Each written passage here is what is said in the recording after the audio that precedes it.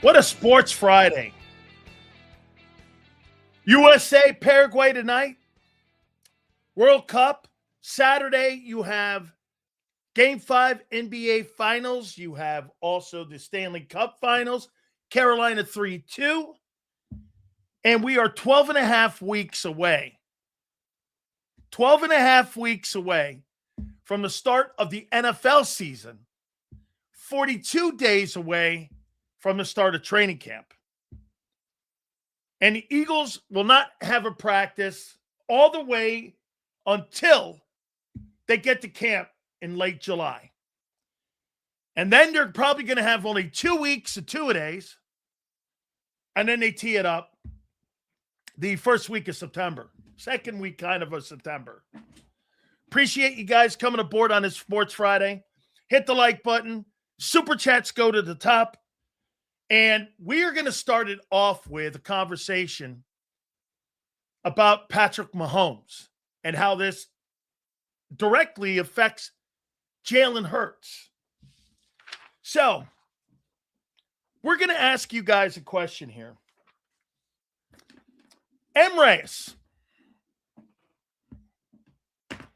Let's start it with M. Reyes. M. Reyes. Did the Philadelphia Eagles make Jalen Hurts the highest paid football player? I know it wasn't for a long time. But was it for any length of time? Was Hurts the highest paid player in pro football? Yes or no? Was he? Jimbo. Yes. Highest paid player was Jalen Hurts. Okay. Was he? Hey, Sills, you brag about how right you're always are, but irony is that they went to 2 Super Bowls. I picked you to go to one of them. I said in 2022, I picked you to go to one of the Super Bowls. I was the first person in Philadelphia actually to say that you were going to the Super Bowl. Daff, that's a fact. Reyes, did they make Jalen Hurts the highest paid player at one time or another? Was he the highest paid player? Was he the highest paid football player in the National Football League? Yes or no, dude? It's not that hard a question. It's a pretty simple question, too, by the way. Unfortunately, yes. This guy doesn't know shit. And, of course, hold on here. Upon his extension, yeah, it lasted all a couple of months. I think so. Okay? They gave him a contract extension during the summer. So the Philadelphia Eagles got out in front of that deal. Folks, Jimbo, did the Philadelphia Eagles get out in front of that deal when they paid him that contract in 2023? Pierce, did they get out in front of that and make that guy the highest paid player? Okay? Absolutely. Good. So we're all on the same page. So now, Patrick Mahomes has reset the market at $63 or $4 million a year. Lamar Jackson, by the start of the year, will sign a contract that also will be in the avenue of $63 million. So, the Philadelphia Eagles have decided not to get out in front of it this time. Why? If he has a great year, they're going to have to come in next year. And with no guarantees next year, I mean, you would think that they would have gotten out in front of this already. How come they haven't?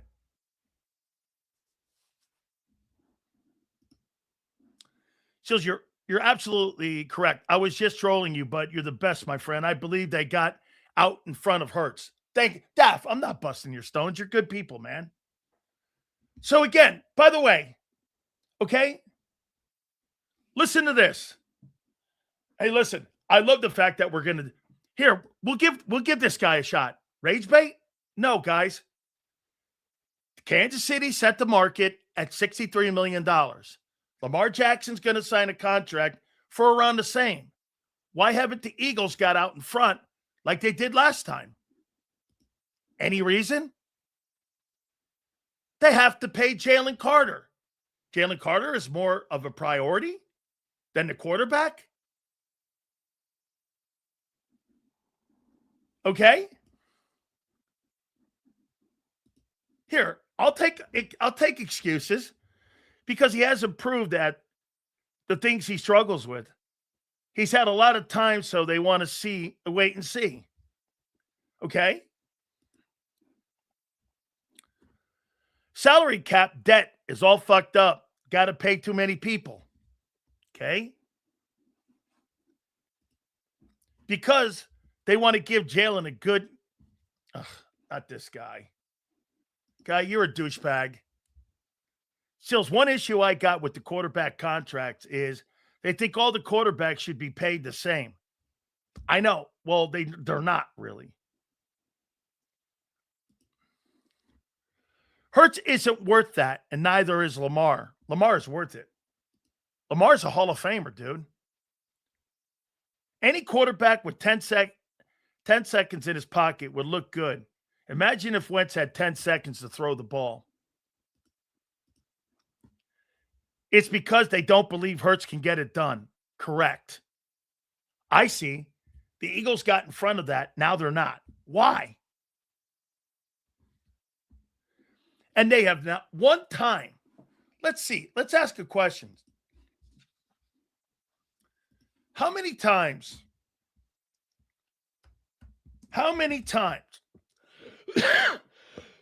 Excuse me. How many times has the Cowboys restructured Dak's contract?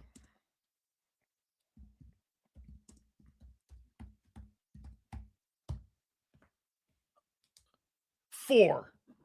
4 for Dak. How many times have the Bengals restructured Burrow's contract?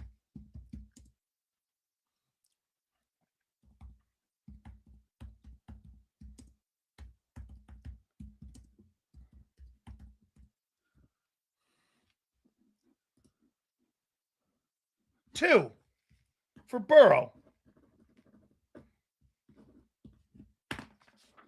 How many times have they restructured Allen's contract?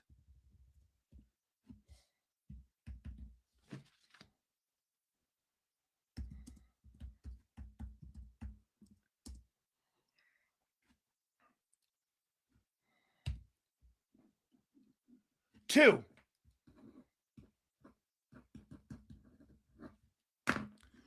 And how many times have they restructured Jalen Hurts?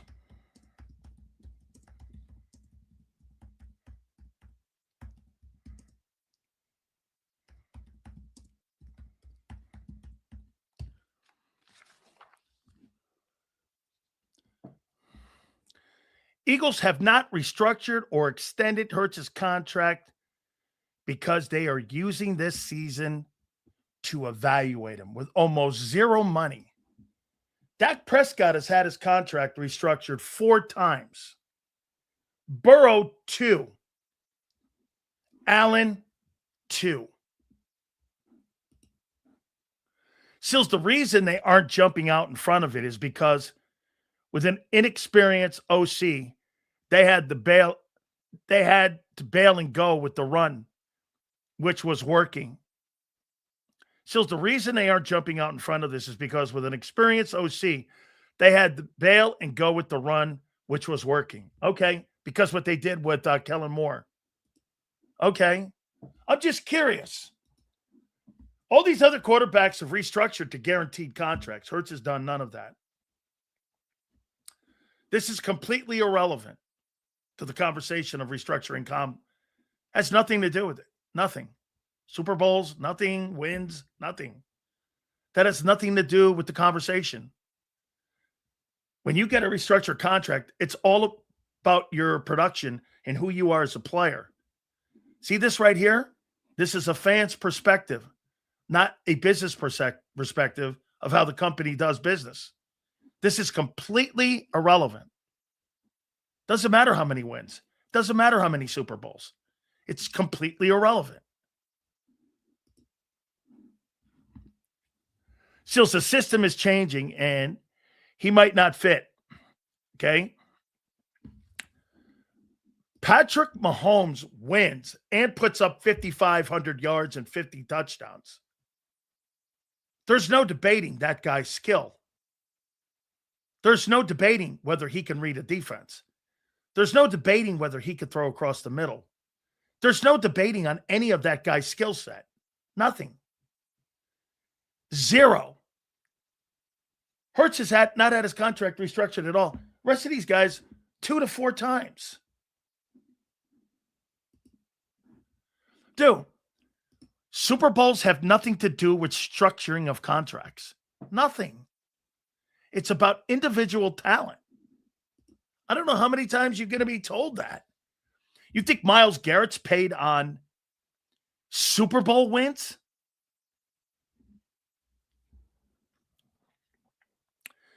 Now, this is not a bad take. They're not paying on potential. Unless you're saying that the potential he doesn't get hurt.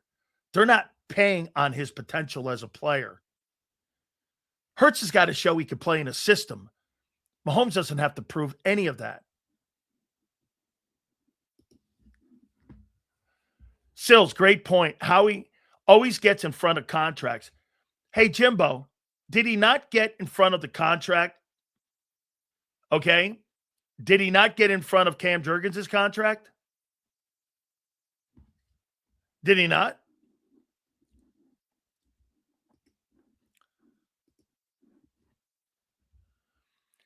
A lot of Jalen's money was up front in cash, which is why the cap hits were not that awful at the beginning of the contracts. Once again, here's another example of what we're saying is dead on. So Patrick Mahomes just reset the market. The Eagles are not going to get in front of that. So when Lamar gets to $65 million, Jalen Hurts is a $65 million quarterback, it'll destroy your franchise. Paying for a guy who's not near worth that. He's barely worth 50. I've never seen a guy who can't read a defense and was carried to a Super Bowl win make $65 million. Are you going to pay Jalen Hurts $65 million? Really? For a guy who can't read a defense?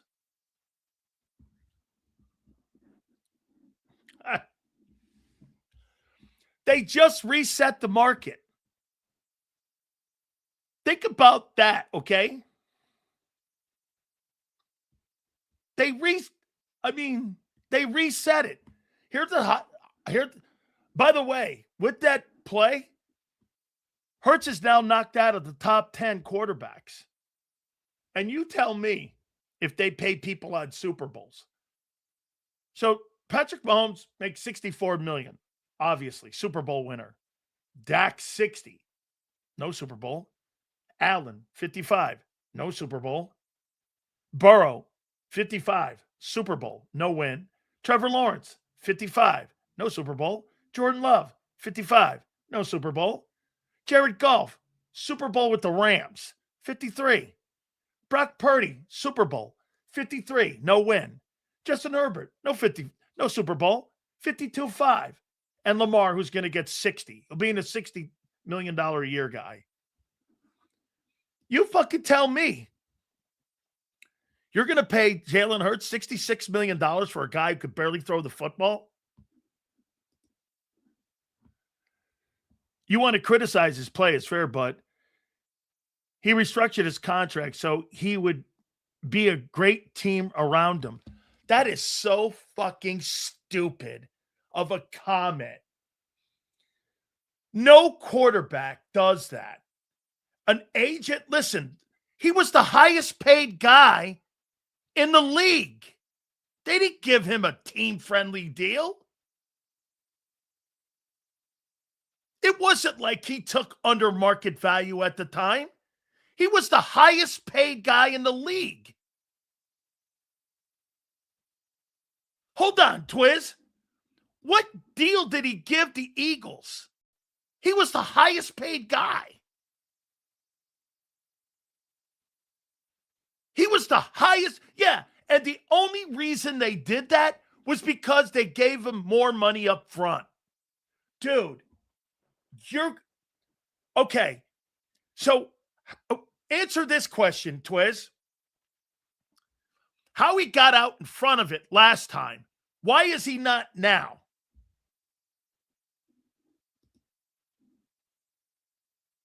Sills, giving Mahomes that contract is justified because Mahomes can get more out of lesser players who are cheaper. Hurts needs big dollar support, so that's such a great take. Brown's right. Mahomes doesn't need big money players around him. Hurts does. It's a great take, Bob. Jalen Hurts needs big money players, and he has them. Mahomes doesn't. What skilled player is a big money player around Patrick Mahomes? Name me one. That's why he's making that money and who he is. There's no big money guys skill set wise around him. Seals, if Hurts has another so-so year, Hurts and Nicole Lynn are going to push Howie for a new contract. Ship him. Hey, Jimbo, let's say he has a good year and they get to the NFC title game. Are you paying Jalen Hurts $65 million? Dude, that guy is so far away. Okay? No, they don't. Outside of the running back, name me one guy offensively. Let's take a look at what M. Reyes just said about Josh Allen's skill set, guys. Let's take a look at that. And we'll compare them. By the way, you've lost AJ, so you're definitely lesser. Here's who he says he needs great players around him. James Cook, great football player. I don't know, Saquon Barkley. Let's see who else they have.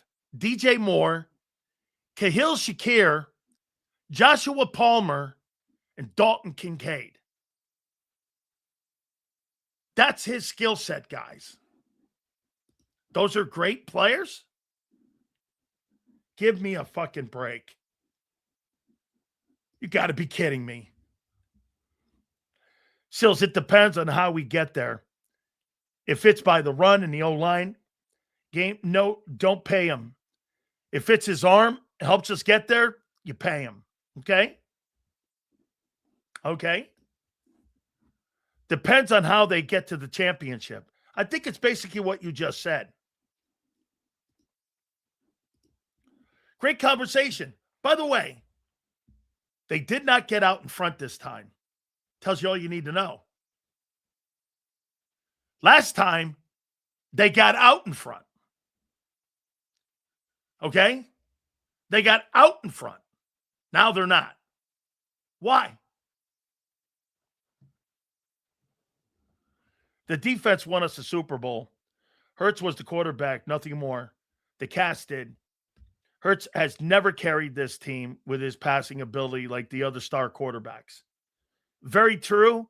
In 22, it was his arm and his legs that did it. That's his best year, and he's never played better since. So Howie is thinking about Hurts' success as an Eagle. how he's thinking about the contracts of Cooper, Q, Carter, how it can get done. Think about this, Danelle. Last time, they got out in front and made him the highest paid player in the league. Now, they're allowing the market to be reset because they know they're not paying him. They're not going to pay Jalen Hurts a contract extension. And if they do, they'll never make him the highest paid player. If Hurts has a good year, they will never make him a higher paid player than Patrick Mahomes. Like ever. He's never going to get $60 million. He will never get that. I think this is the most money he'll ever make in a year. And they know that.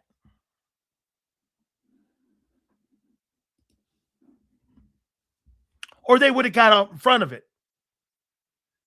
So you let Kansas City Chiefs push that number to $64 million.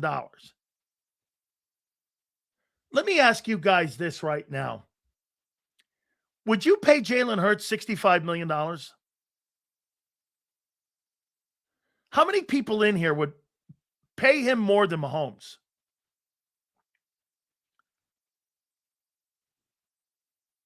Mahomes just set the market. How many people would pay him more than Mahomes?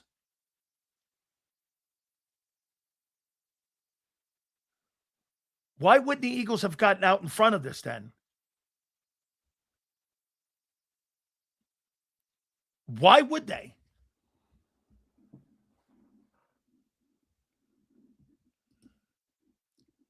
Get this guy. I wouldn't pay Mahomes 65 for a guy that got to 5 Super Bowls and won 3 of them and 3 MVPs and throws for 5,000 yards and 50 touchdowns and makes plays all over the field with lesser talent, and you don't have to spend a boatload of money on star players in your huddle and can do it with lesser players. You wouldn't do that? Jesus criminy, guy. Okay. By the way, these price tags are getting ridiculous for quarterbacks because the money in the NFL is getting ridiculous. Okay. Get this.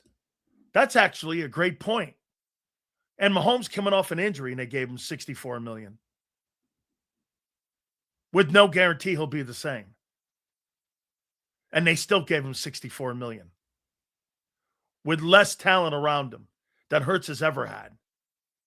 Outside of Hurts' first year. If Jalen Hurts had the same talent that Patrick Mahomes had, it would look like 21. With Myles Garrett, Devontae as your star receiver, and the rest of those dudes. You see, that's what I see for this year. I think it's going to look a lot like 2021. Not like 2024.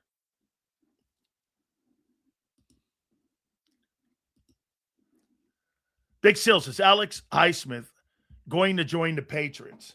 Probably wait till training camp. You want to add another edge? Tells you a little bit about your drafting at edge and about Nolan Smith. You picked up the 5th-year option on the guy, and you're still signing edge rushers? I'd roll the dice and draft me a passing quarterback so I could keep defense and use the rookie contract quarterback to sign stars and reset the window. Not a bad idea. That's a lot of teams do that. Hit the like button, guys. I appreciate you, man. Seals, do you think contracts will keep going up? Or is there going to be a cap? Because at this rate, maybe in 5 to 10 years, quarterbacks will be making $100 million. The owners don't mind paying these salaries as long as the money keeps going up for them.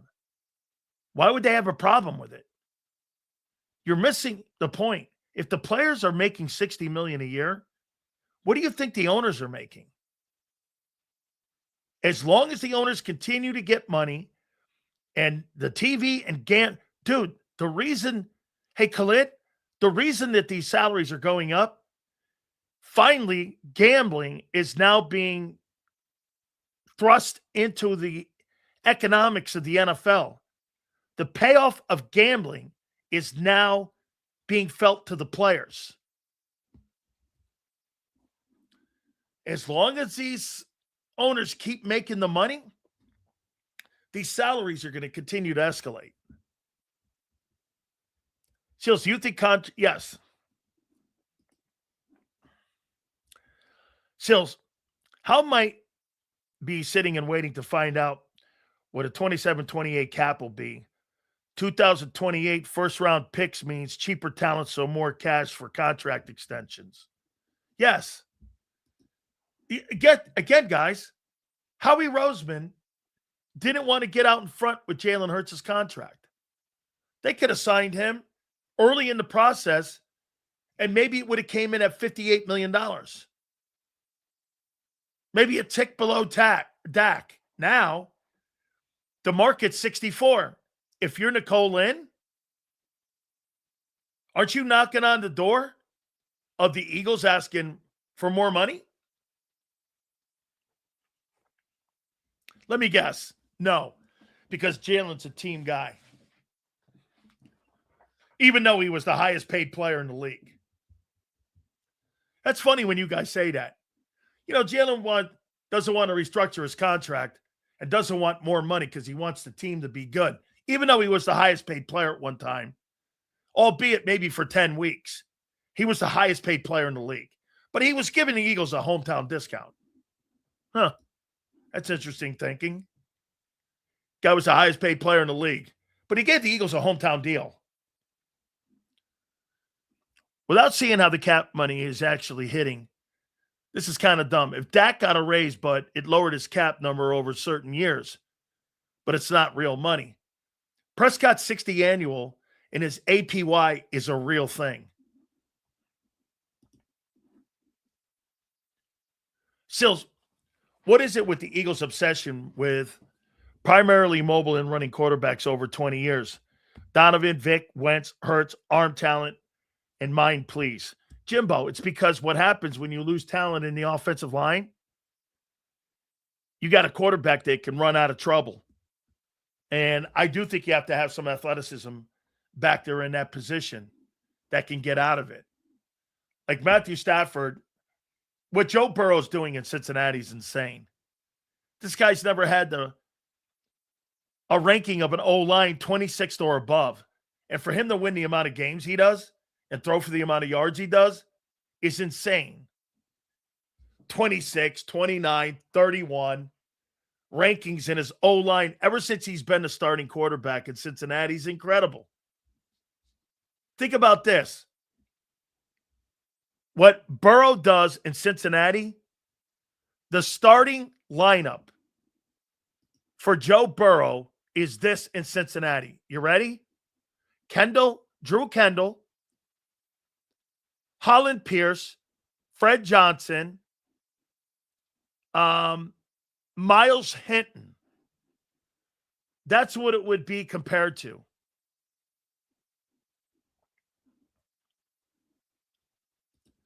Last 2 years they have.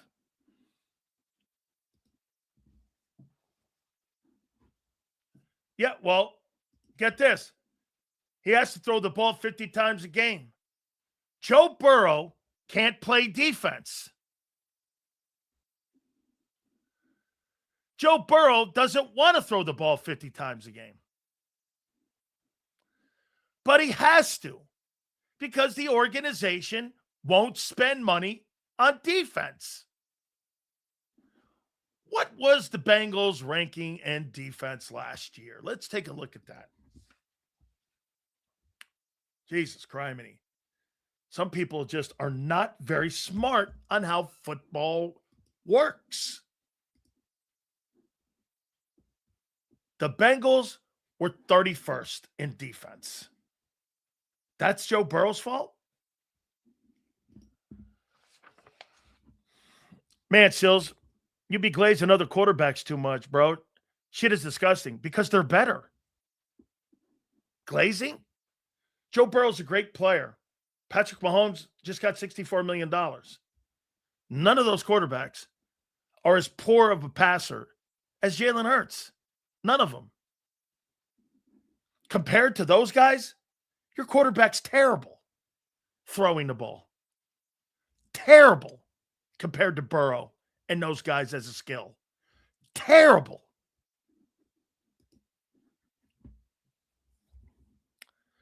Jalen had the best receivers, the best back, and the best offensive line. And the offensive passing game still stinks. Okay?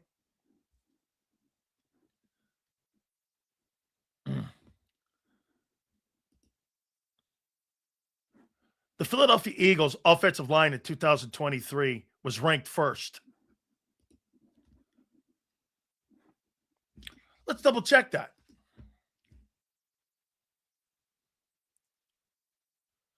What was the Eagles' 2023 offensive line ranked? Excuse me, 8th that year, 31st. What was the Eagles' 2022 ranked? Oh, wait. No. I didn't put line. So let me put 23. Excuse me. My bad. The 2023 Philadelphia Eagles offensive line was ranked. This guy just told you was 31st. Number 1. The Eagles had the number 1 ranked offensive line in 2023. In 22, number 1. In 2024, number 1. In 2025, down here, they were ranked 7th. Every single season that Jalen Hurts has played outside of last year, the offensive line has been ranked either number 1 or number 7. And only 1 year were they ranked 7. This guy will go by anything here. Thanks for participating, guy. And your billion posts. About as dumb as a fucking rock, that guy. Jalen has a horrible defense in 23 and still made the playoffs. Okay. Let's see what they were. Okay. What was the Eagles?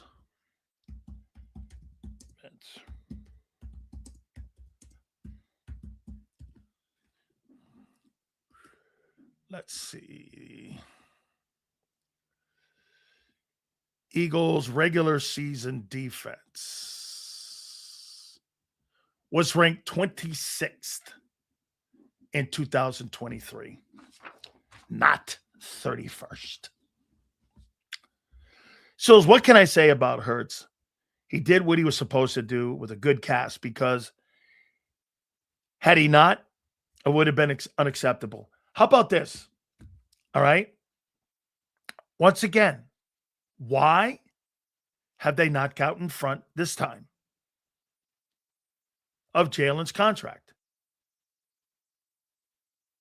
Why have they not addressed it? Anybody? Should I even grab my... Why have they not addressed it?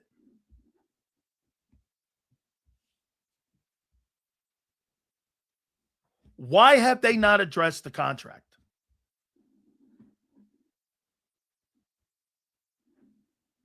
Good take. They did by denying it. You don't need to. Why? Dak's restructured 4 times to make more money. Burrow's restructured twice to make more money. Allen's restructured twice to make more money. Lamar's going to sign a $64 million deal. How come? And those guys haven't won Super Bowls. How come? because Hurts is not in their long-term plans. Okay?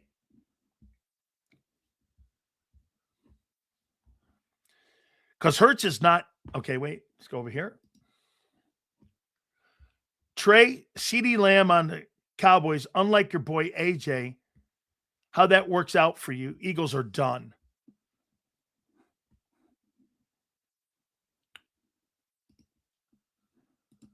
Who? Because the pass game was trashed 2 years in a row. Okay? Because they do decisions like you suggest. Well, wait. No. They don't. How about this comment? Guys, does Howie Roseman get out in front of contracts? Not to allow the market to get out of hand for his players? Does he get out in front of contracts? Does he not? Yes. Let's see. He does sometimes? Really? He did with Cam Jurgens. All right. I was talking about those non-Super Bowl teams. I got you, brother. Okay. For good players. Okay. Sills, what's worse? Jalen's play or Jalen Knight's commentary? Jalen Hurts, Jalen Knight's commentary are the worst. Not Hurts. I believe because Q and Coop are a high priority or bigger priority. No. You clowns going to be sick as hell when you get that extension. I can't wait.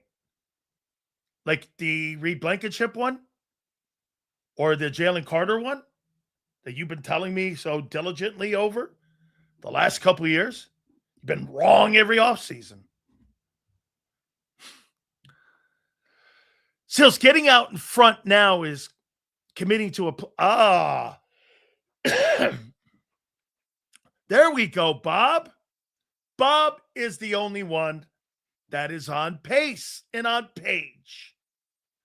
Sills, getting out in front now is committing to a player with lacking skills in their scheme. Dak fits Dallas. Allen fits Buffalo.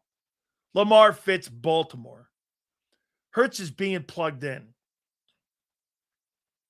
Yes. Completely. If you had any indication that you were going to go forward with Jalen Hurts, you would have had a contract in March.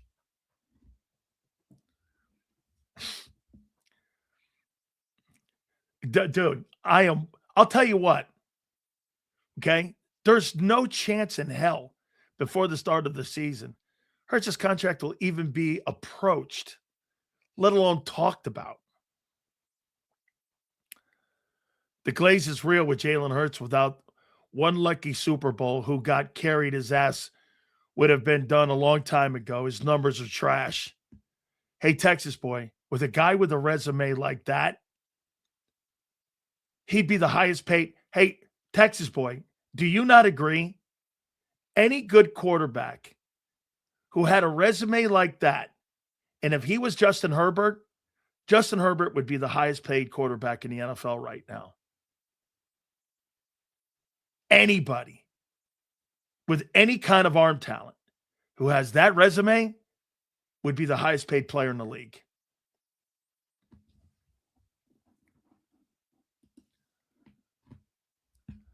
Stats don't matter, but y'all will bring up the Viking game. NFL is turning into the new America's oldest profession. I'll tell you what, you want to pay me and call me a whore at $64 million? Have at it. Justin needs to concentrate on winning a playoff game. My friend, once again, completely missed the point. He knows that. But it's why he makes $55 million a year. And they'll restructure his contract. And he's my favorite to win the MVP this year. Sills, it's blatantly right in front of us. That's right. That's what this exercise is. I'm pointing out to you right now, the Eagles are proving to you it's a prove it year. They didn't get out front this time. They did not get out in front like they did the last time. By the way, here's who Jalen was in the conversation with last year on individual achievements. Jacoby Brissett, 33.66. Cam Ward, 31.64. And Daniel Jones with 14 games at 31.01. Hurts at 32.24. In a pretty lousy company of quarterbacks. And that's how you're paid. He's in the company of Jacoby Brissett, Cam Ward, Daniel Jones, and Geno Smith.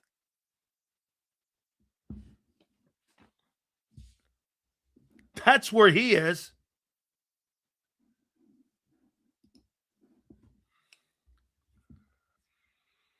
Sills, let's keep it real. I guarantee that if the Chiefs had won the Super Bowl, these same Jalenites wouldn't be calling for him to be traded. Hey, if the Chiefs had won the Super Bowl, these same Jalenites would have been calling for him to be traded. Okay? Why do Eagle fans think all Cowboy fans were born after 1996? 20 touchdowns. Well, Hurts had a year where he won the Super Bowl. He threw for 18. 18 touchdowns in a Super Bowl year, and he's elite. My backside. Sills, here's the flip side of waiting. If Hurts and Mannion click, it will cost much more because Lurie's not afraid to pay. Bro, Bob, you're not paying that guy $65 million. He's not good enough of a player to pay that much. He's not that good. You're now getting into a conversation. Dude, he's not one of those dudes.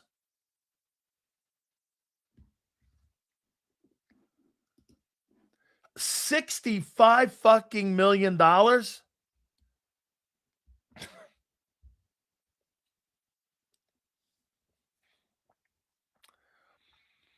You can get a rookie quarterback to throw for 18 touchdowns. Jesus criminy, man.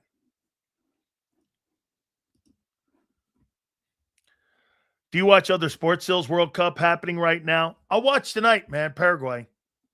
I'm watching the NBA Saturday. I watch the NHL. I watch a ton of sports. I do a sports talk show in Tampa every morning. And I got a TV sports talk show on weekends with Sports Grid. So yeah, I watch a ton of sports.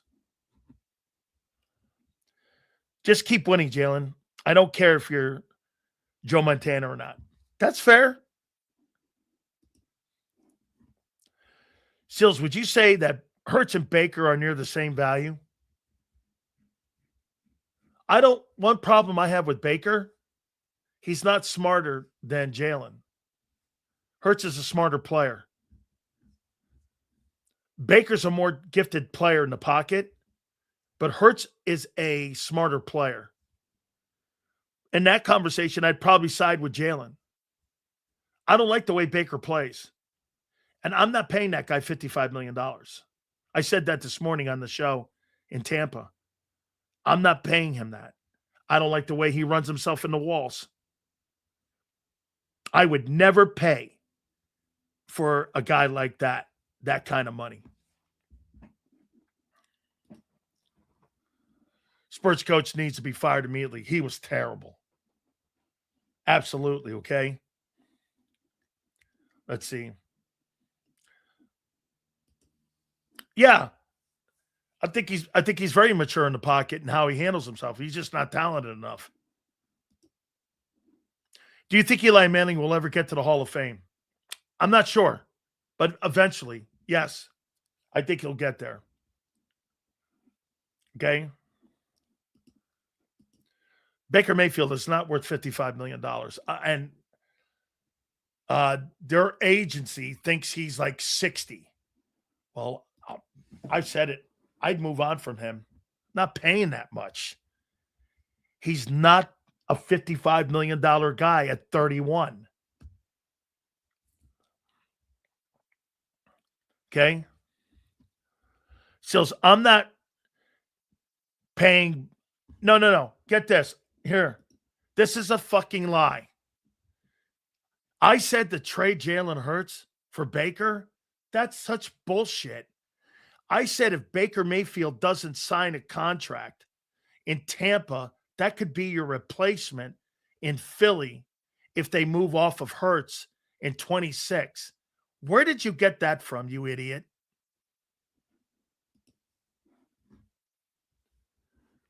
If Eli didn't win any Super Bowls, no way. Those 2 Super Bowls tipped the cup. Right. He's not better than Phillip Rivers. He's not better than Phillip Rivers. Mac Jones is sitting there like an annuity for the 49ers. He's just gaining more value every year he's there. And he's just gaining more value.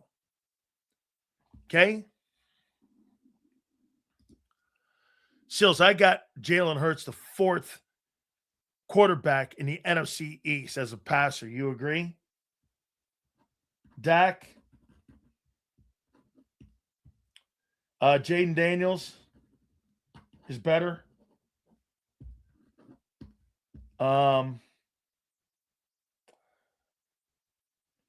Dude, Hurts is better than Dart. Dart's not third. Hurts is third. Then Dart. He's third. Dak, Daniels, Hurts, Dart as passers. Okay? As passers.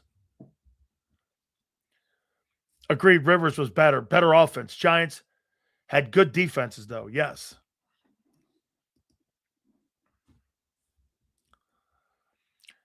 Eli played his best ball when it mattered. Probably will take a bunch of quarterbacks before him, but Eli's remembered more than a lot more quarterbacks.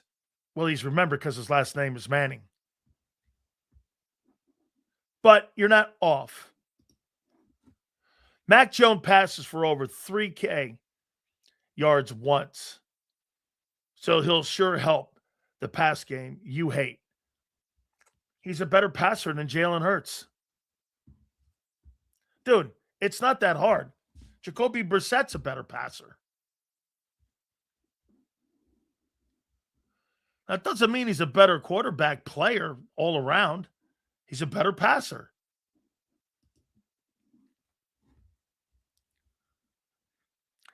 This dude has won a Super Bowl against a mediocre Chiefs team, and they're acting like he's fucking Montana or Brady. We got to stop with this shit. Dude. I mean, this dude won a Super Bowl against a mediocre Chiefs. I'm like, or how about this? That team had gone to 3 straight Super Bowls.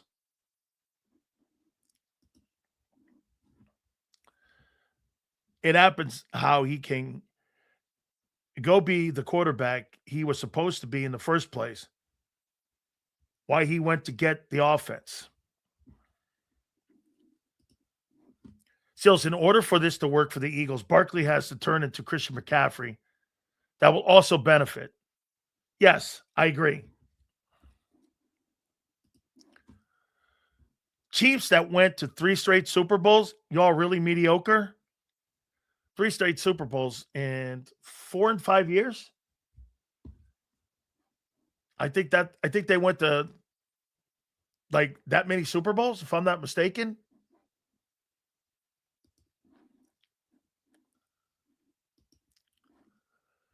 Mac Jones is going to cost a lot. That 24-25 Chiefs had a good defense. I can't say they were mediocre. I don't think they were mediocre either. I don't. I think they were out of gas, but I don't think they're mediocre. Okay? If Eli gets in, the Raider quarterback gets in. He's talking about Plunkett.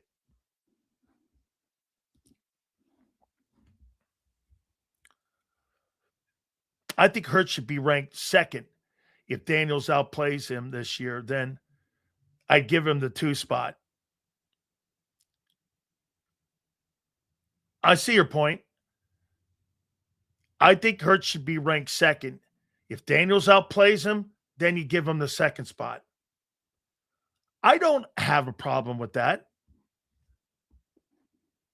I think that's a good take. Make Jaden earn it. 1 year? Sure. Eli only gets into the Hall of Fame if he buys a ticket or he waits for the Veterans Committee.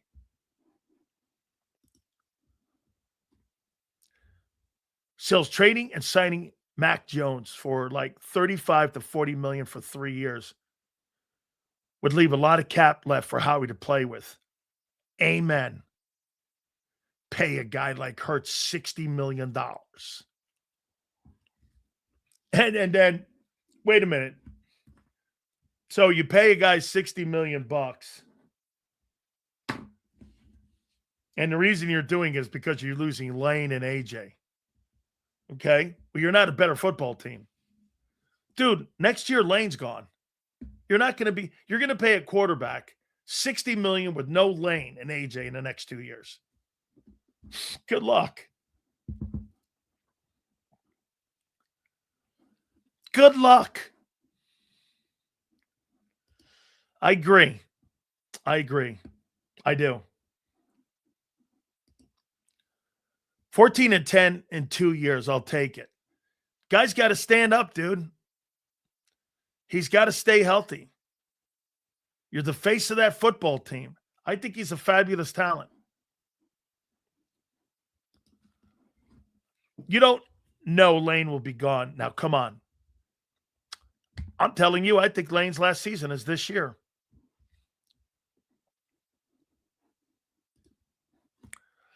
Paying Hurts a new top dollar contract as he loses his legs would be travesty. So nobody could really answer the question. Or most of you don't want to. The Eagles didn't get out in front of Jalen Hurts' contract this year because they don't want to get out in front. Because they don't believe he's a $65 million a year guy. Mahomes reset the market at 64. The only quarterback in the NFL that's got a resume like Mahomes is Hurts.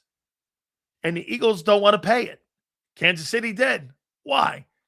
Because Mahomes is a generational player. Jalen is not. End of story. There's no other way to look at it. There's no other way to look at it.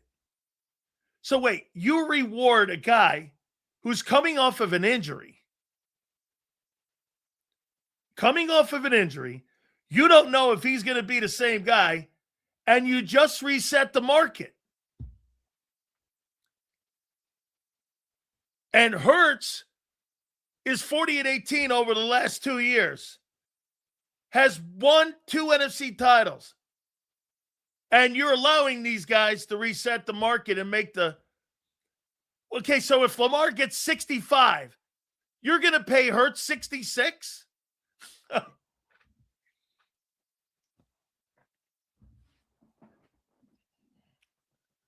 The more the money goes up, the less chances of him ever being re-signed are here.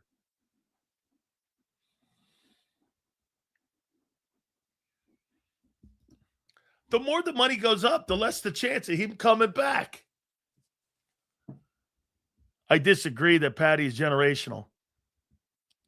Guy's gone to 7 straight AFC Championship games, won Super Bowls with Juju Smith-Schuster, has 3 MVP awards, is second all-time in postseason wins to Brady with 16-5, and he's not generational.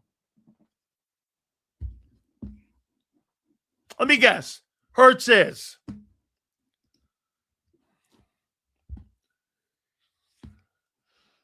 You go on and on about Mahomes generational, better than all the other quarterbacks you glaze, and then try to split hairs on Hurts. Hurts, what?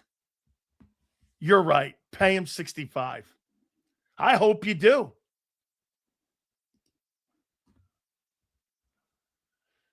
Trey, they gave Mac Jones $35 million a year. We're paying Hurts 52. Mac Jones ain't making $35 million a year. He's the backup quarterback. Mac Jones ain't making. What is Mac Jones' salary this year? 3?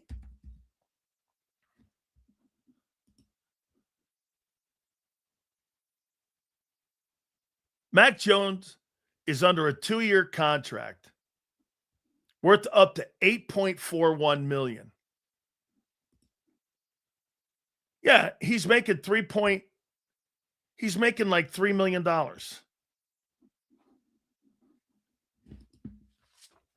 Guy's making $3 million.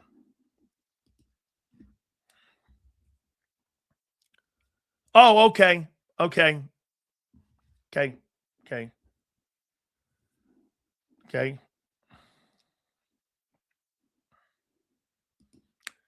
Hurts is getting $70 million.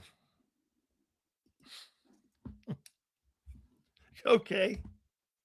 Jalen Hurts is going to be a $70 million quarterback and the highest paid quarterback in the league. Okay. Hey, I love it when you say it because it even looks fucking funny and dumb. $70 million for Jalen Hurts, who can't even read a defense. Okay. All right.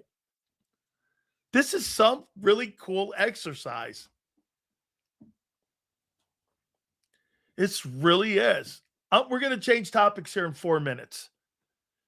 Okay? Because I got something that's going to maybe benefit your offensive coordinator.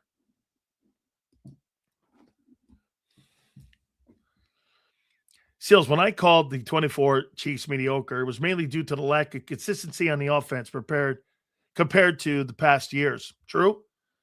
The defense played great, but come on, man. Nagy was a terrible play caller. Matt Nagy, yes. That's you're not wrong. Okay. I can't believe we live in a society where Jalenites are allowed to vote and walk around unsupervised. Unreal. Isn't it wild? 70 million.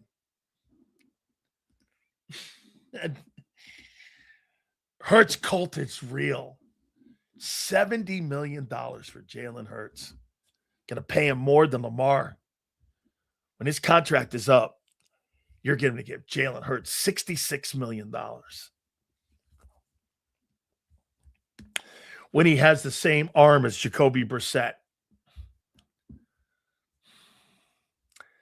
Curtis, I'm with Jalen Carter. If he can't be doing boneheaded shit off emotions. True. There are a lot fewer Jalenites in here than a year ago. Oh, I know. The real hardcore ones, though, are still hanging in here.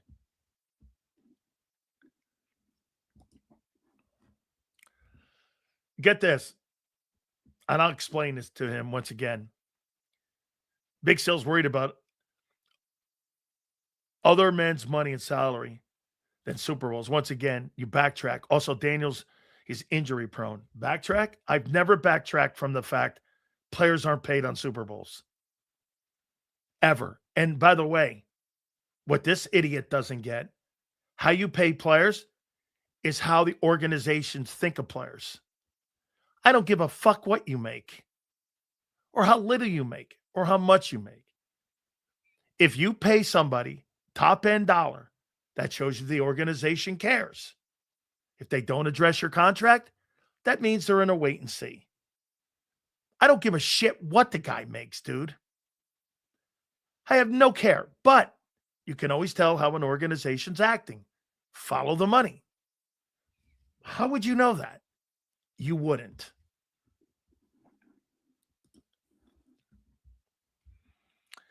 Seals, based on your takes with Howie regarding Hurts, and I agree, who do you think he would like to have as quarterback in 27 with all the new changes?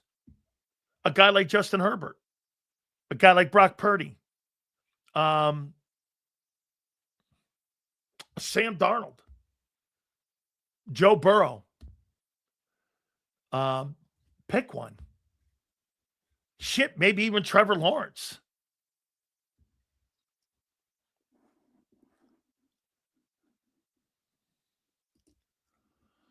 Now, that's going to cost you some big dough. Sorsby's a really good talent, dude. He's a first-round talent. He's a first-round talent. He is. Okay. 70 million. Watch this. You want to get a laugh? Hey, Spike, you think that Jalen Hurts should be paid more than Patrick Mahomes?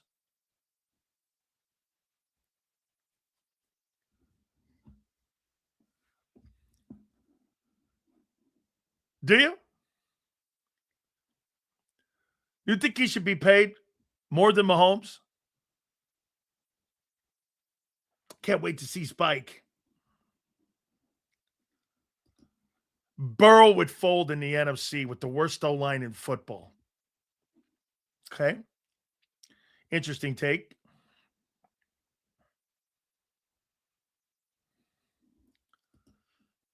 Okay, my bad. I'll go back to it. I apologize.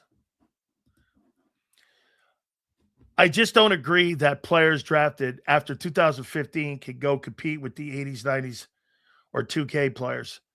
These players are soft, but Hurts is lucky. Is Eli? The reason that the players in the 80s and 90s and early 2000s, that these players today couldn't, because wide receivers weren't getting hit then. Hits on the quarterback were legal. Holding was different. Illegal procedure was different. The rules are skewed totally for the offense to put up more points for gambling. That's why you had better running backs back in the day. You have barely any good running backs today. And if they are good, they're more like the McCaffreys or Bijan Robinsons or Jahmyr Gibbs. There's those type of dudes. There's not. Derrick Henry is a novelty. He's like one of the old school dudes of running the football back in the old days. They don't exist like that.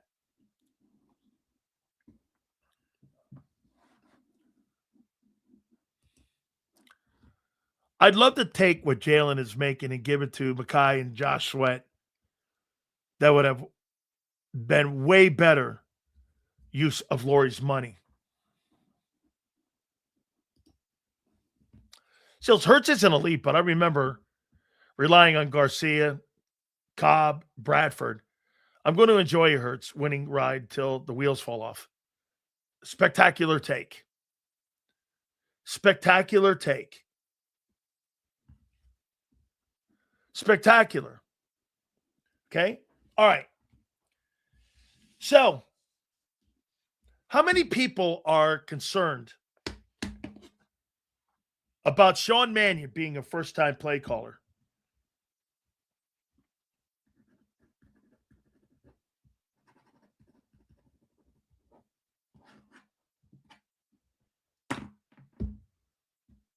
How many people are concerned about the new offensive coordinator being a first-time play caller? Okay.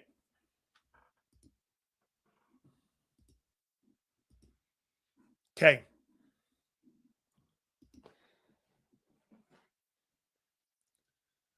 Okay. Who else?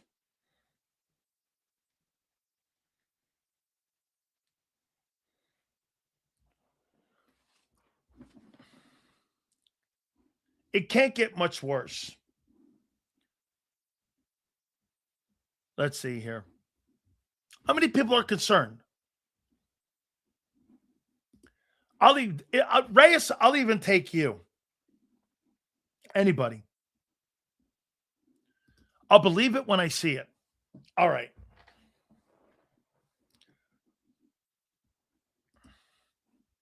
If they called Howie and wanted to trade for Burrow for Hurts, I wouldn't.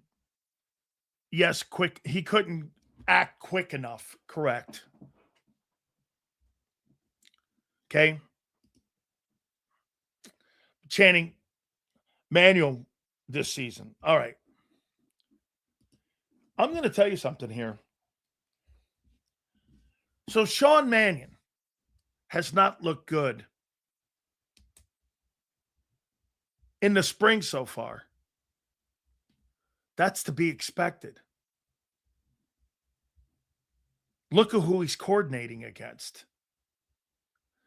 I think the guy who's going to benefit the most this offseason for that offense is going to be Sean Mannion. He's getting an education every fucking day, having to try to scheme against Vic Fangio every practice for 3 hours. That's a pretty good classroom. And if I were him, I would sit with Vic and I would say, Vic, what do you think of me running something here? And listen to Vic like Brady listened to Belichick. I think people are looking at this wrong. Mannion is supposed to look bad. I wanted to say this yesterday, but I wanted to have a little fun. That the guy sucked. It's expected. You got the best coordinator in pro football, and you think some guy, some greenhorn guy, is going to go up there and fucking out-scheme Vic in a 7-on-7? That ain't happening. So, the more he practices against Vic Fangio, the better this guy's going to be. Every single guy, the last couple days, has said, every reporter has said that Sean Mannion has stunk in training camp. I said, of course he's going to stink. He's going up against Vic. He's getting a classroom education every single day. He's in the building with Vic. They're going over team activities, everything. He's getting a chance to see what plays will work and what won't work. And I guarantee you, Fangio's gone to him and said, you know what I would have done here? I may have done this. And I'll tell you what, if Sean Mannion is the former quarterback that I think he is, and you're a former player, I say this, like Jalen Hurts did a couple years ago when he contacted Wink Martindale, when Wink was the DC with the Giants. What did you see from me? That was I tipping things off? Yeah, you're not running. That tipped us off.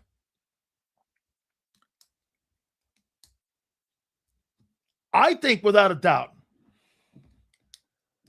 that this is good for Mannion. Not concerned. Seen Hurts do it. He just needs to consistently do it, which he's never done, except for 1 year.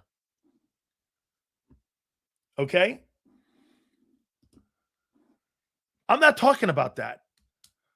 I'm talking about, I'm not talking about Jalen Hurts.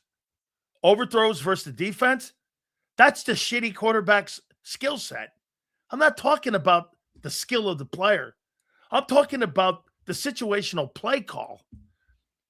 Again, you guys, your play calling and the skill set are two different things. You call the right play and the quarterback doesn't execute, that's on the kid. That's not on the play caller. That's not on the play caller if the quarterback overthrows a guy for a pick. How's that on Sean Mannion? The guy sucked on that play. That's not on Mannion, especially if he called the right situational play. Makes no sense how you look at the game. You think because Hurts overthrows the ball, that's on Sean Mannion? Come on. Use some brains.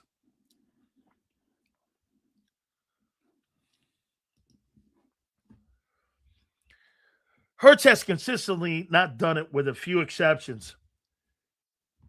People get that shit backwards. They totally do. Remember last year when KP in the offense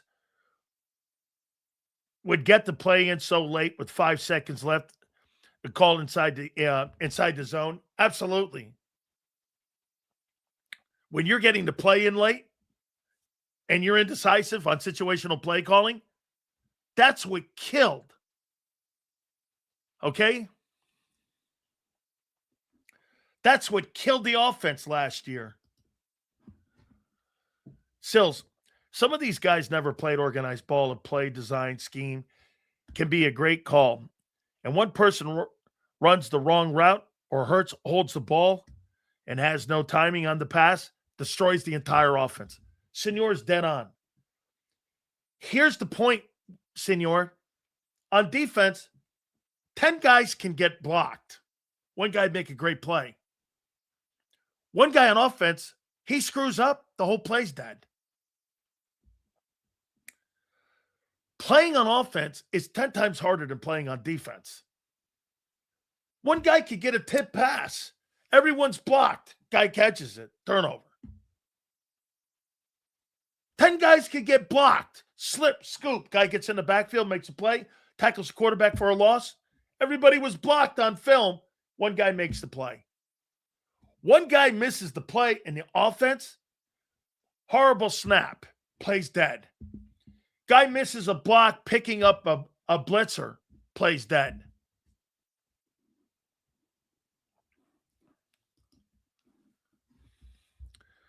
Seriously, you think if we had an elite quarterback, we would have lost so much talent on defense the last 2 years? It wouldn't have mattered. If you have an elite quarterback like Brady and Mahomes, you can afford to lose those guys because those guys throw you out of trouble.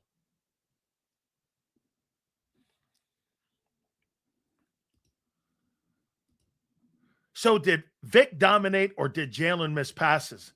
That's not what I'm talking about. I'm talking about Sean Mannion calling the right play. Whether the players execute it or not, that's a different conversation.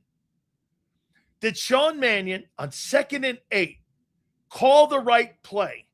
If Hurts overthrew the pass, that's not on the coordinator. How is that on him? If he called a check down pass on 2nd and 4, and a check down pass is the right percentage play, and Hurts went through 2 progressions, hit the third guy, and he went there, but he overthrew it, that's on Jalen. That's not on the play caller. The play caller called the right play. Get this. You guys remember when Saquon Barkley dropped that ball against Atlanta? It was a perfect call. Barkley dropped the ball. That wasn't a shitty play call. The guy was wide open. He could have walked into the end zone. That's on Barkley. Now, I may not have called that play down there on the goal line like that, and nor do I think Brady would have. Brady would have threw a shorter pass. You know what Brady's rule was? The closer you got to the goal line, the shorter the passes. That's why the tight end was a threat on the seams all the time. That's why people like Aaron Hernandez, Gronk, All those guys were the stars in that offense, along with the running backs getting checkdowns. The closer you got to the goal line, the shorter the passes. Why? The higher percentage of completion. The closer you get to the goal line, you're not looking for explosion plays. You're looking for high percentage plays. Let me throw to the back of the end zone. That's a high percentage play. Why? Because if the ball's overthrown, you got the back of the end zone. Remember something. The closer you get to the goal line, too, you're playing against 12 people in a confined room. You've got the end zones to contend with when you're on offense. That's why you're looking for shorter pass plays, because you're playing the percentages. That's situational play calling. When you're a defensive player and you're inside the red zone, you know this: short and concise runs, screens, middle screens. Very rarely will you see a trap play. You're not going to see a wide stretch play zone run. Have you ever really seen a zone stretch play run on the 5? No. Why? Because a guy could break through the line of scrimmage, tackle you for a tackle for loss. You want tight splits down there. You're thinking tight splits because you don't want anybody getting penetration into the backfield to stop the play and make a minus yardage play. That's the education he's getting by doing all this with Vic. I'm telling you, the more reps he gets, Mannion, not just Jalen, Mannion. Hey, would we not agree? Sean Mannion needs more reps than Jalen Hurts does. Do you not agree with that? Your play caller needs more reps. He needs more reps than Hurts does. When it comes to play calling and situational play calling, the guy in the camp this year that needs more reps is not really Jalen. It's the reason Jalen needs the reps because he wants to know what the coordinator's thinking. Why did he call that play? On 2nd and 4 from the 11. Why did he call that? Jalen's going to process that. Must have been formation driven. We were on the right hash. That's why he called that. Personnel settings. Here's the things that Sean Mannion's fighting right now. Inexperience. He's got to figure out groups. Personnel groupings. Do I go 11? 14? Do I go run formation? I'm not going to run a stretch play here because I'm inside the 20. You're not going to run a stretch play. If you see a stretch play running inside the 20, you know that coordinator's bad. Or Barkley's having a great year.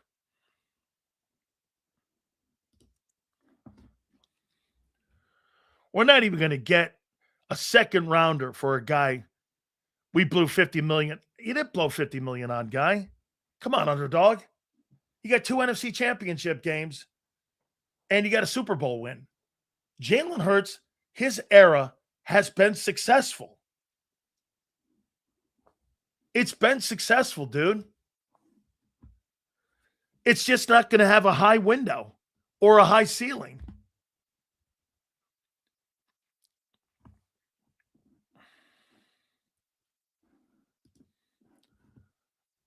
So last week I saw Joe Theismann episode of Football Life, and he addressed the same topic about play calling in his second Super Bowl against the Raiders. Dude, play calling is so you have to have a gift for it. That's not what you see, a guy like Reyes, anytime you hear somebody say easy transition, it's so wrong. Play calling is a skill that's developed. there's not an easy, there's rarely transitions for guys to all of a sudden. Do you guys remember where Bill Walsh got his play calling and where he learned how to be a play caller? Does anybody know where Bill Walsh, who wrote the book on the West Coast offense, does anybody know where he got his schooling first? And how many years he spent running and developing a West Coast offense?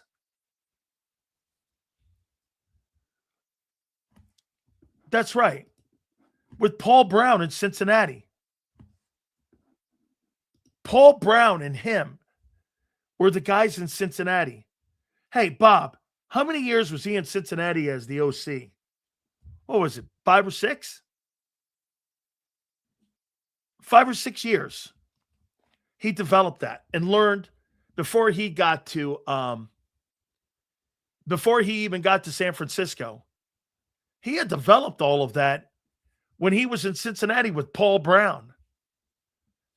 And they were doing short and over the throws in the middle of the field. Teams back in the day did not throw across the middle of the field. They threw at the numbers.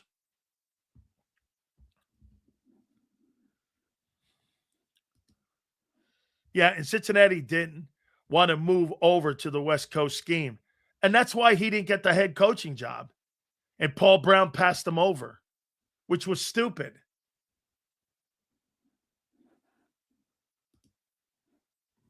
But what about Jalen's new footwork?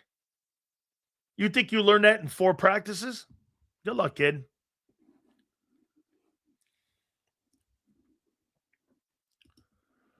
Hurts led the NFL quarterbacks in average depth of target in 25 and still had the 23rd highest rated passing game. Great number. Means dick. Seals, to your point, this is why I put so much blame on KP last season. He put the offense in terrible situations most of the times, it seems like.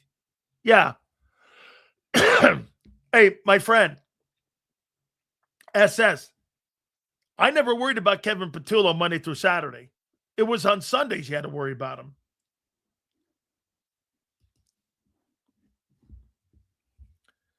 Seals, your interview with Warner, he said he has never watched film with Hurts, so he doesn't know how he processes coverage. Is it crazy to want to bring a retired quarterback to process film with Hurts? I think that's why Andy Dalton's there.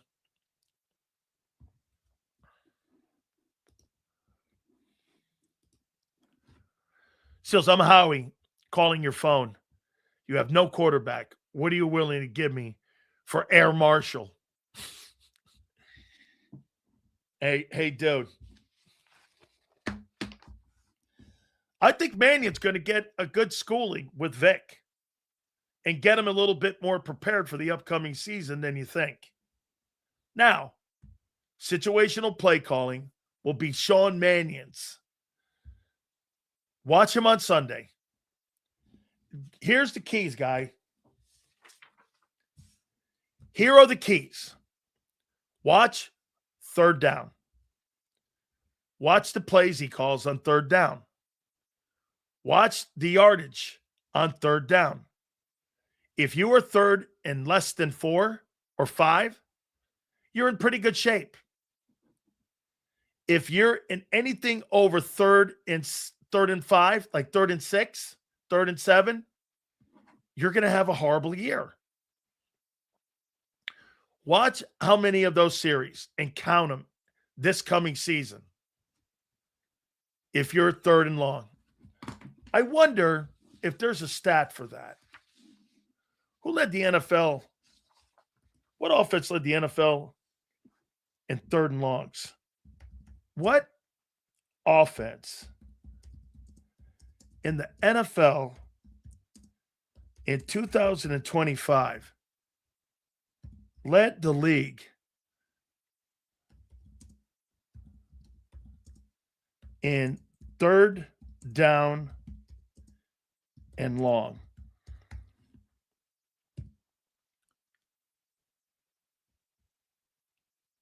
Let's see.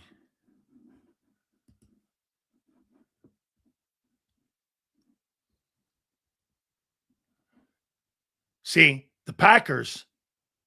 Wow, I just learned something. The Green Bay Packers led the NFL in conversion rate on third down at a 48% completion rate. The Green Bay Packers led the NFL in converting third and long, 7 or more yards during the 2025 season, converting at a blistering 48% clip. That's incredible. That's incredible. Let's see if I can find the worst. Huh. That's probably another reason why.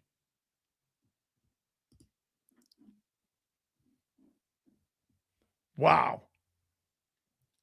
The Philadelphia Eagles had a clip of completing third and 7 or more 27.8% of the time. It was the 29th worst in the league.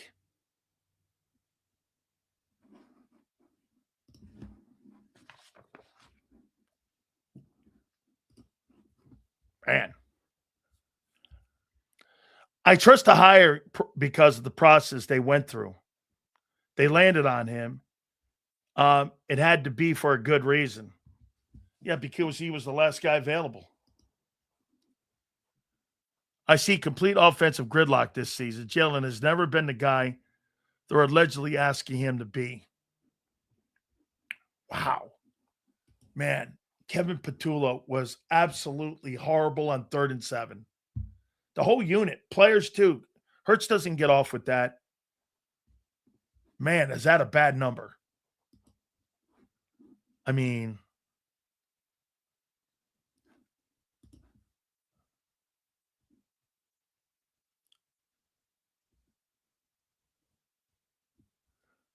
excuse me, the Eagles were 24th in third down conversion.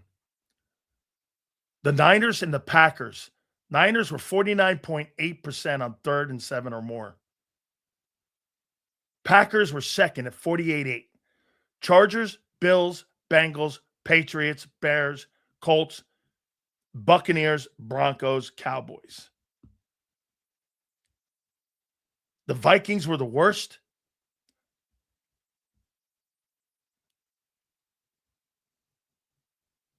The Eagles, of all the teams that made the playoffs, were the worst team on third down.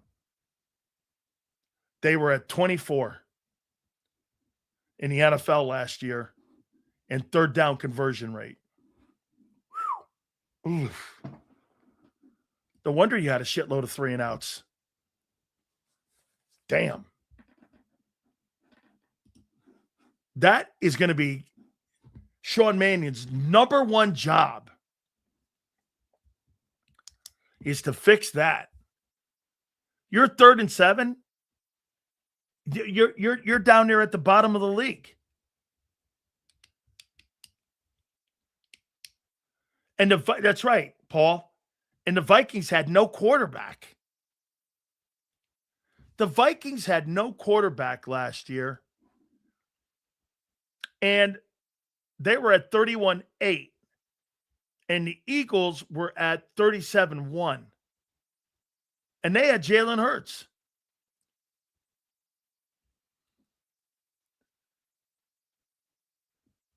How many third downs did they have?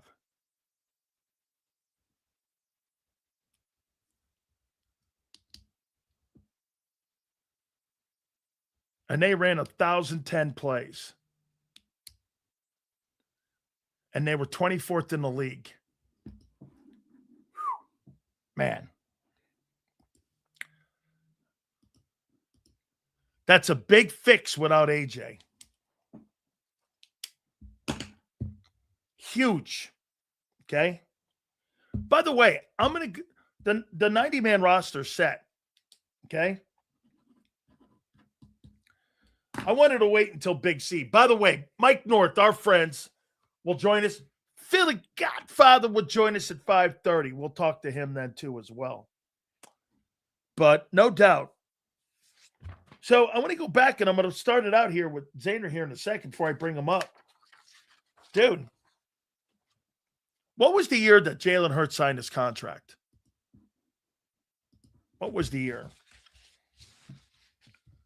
2023? Hurts signed his extension.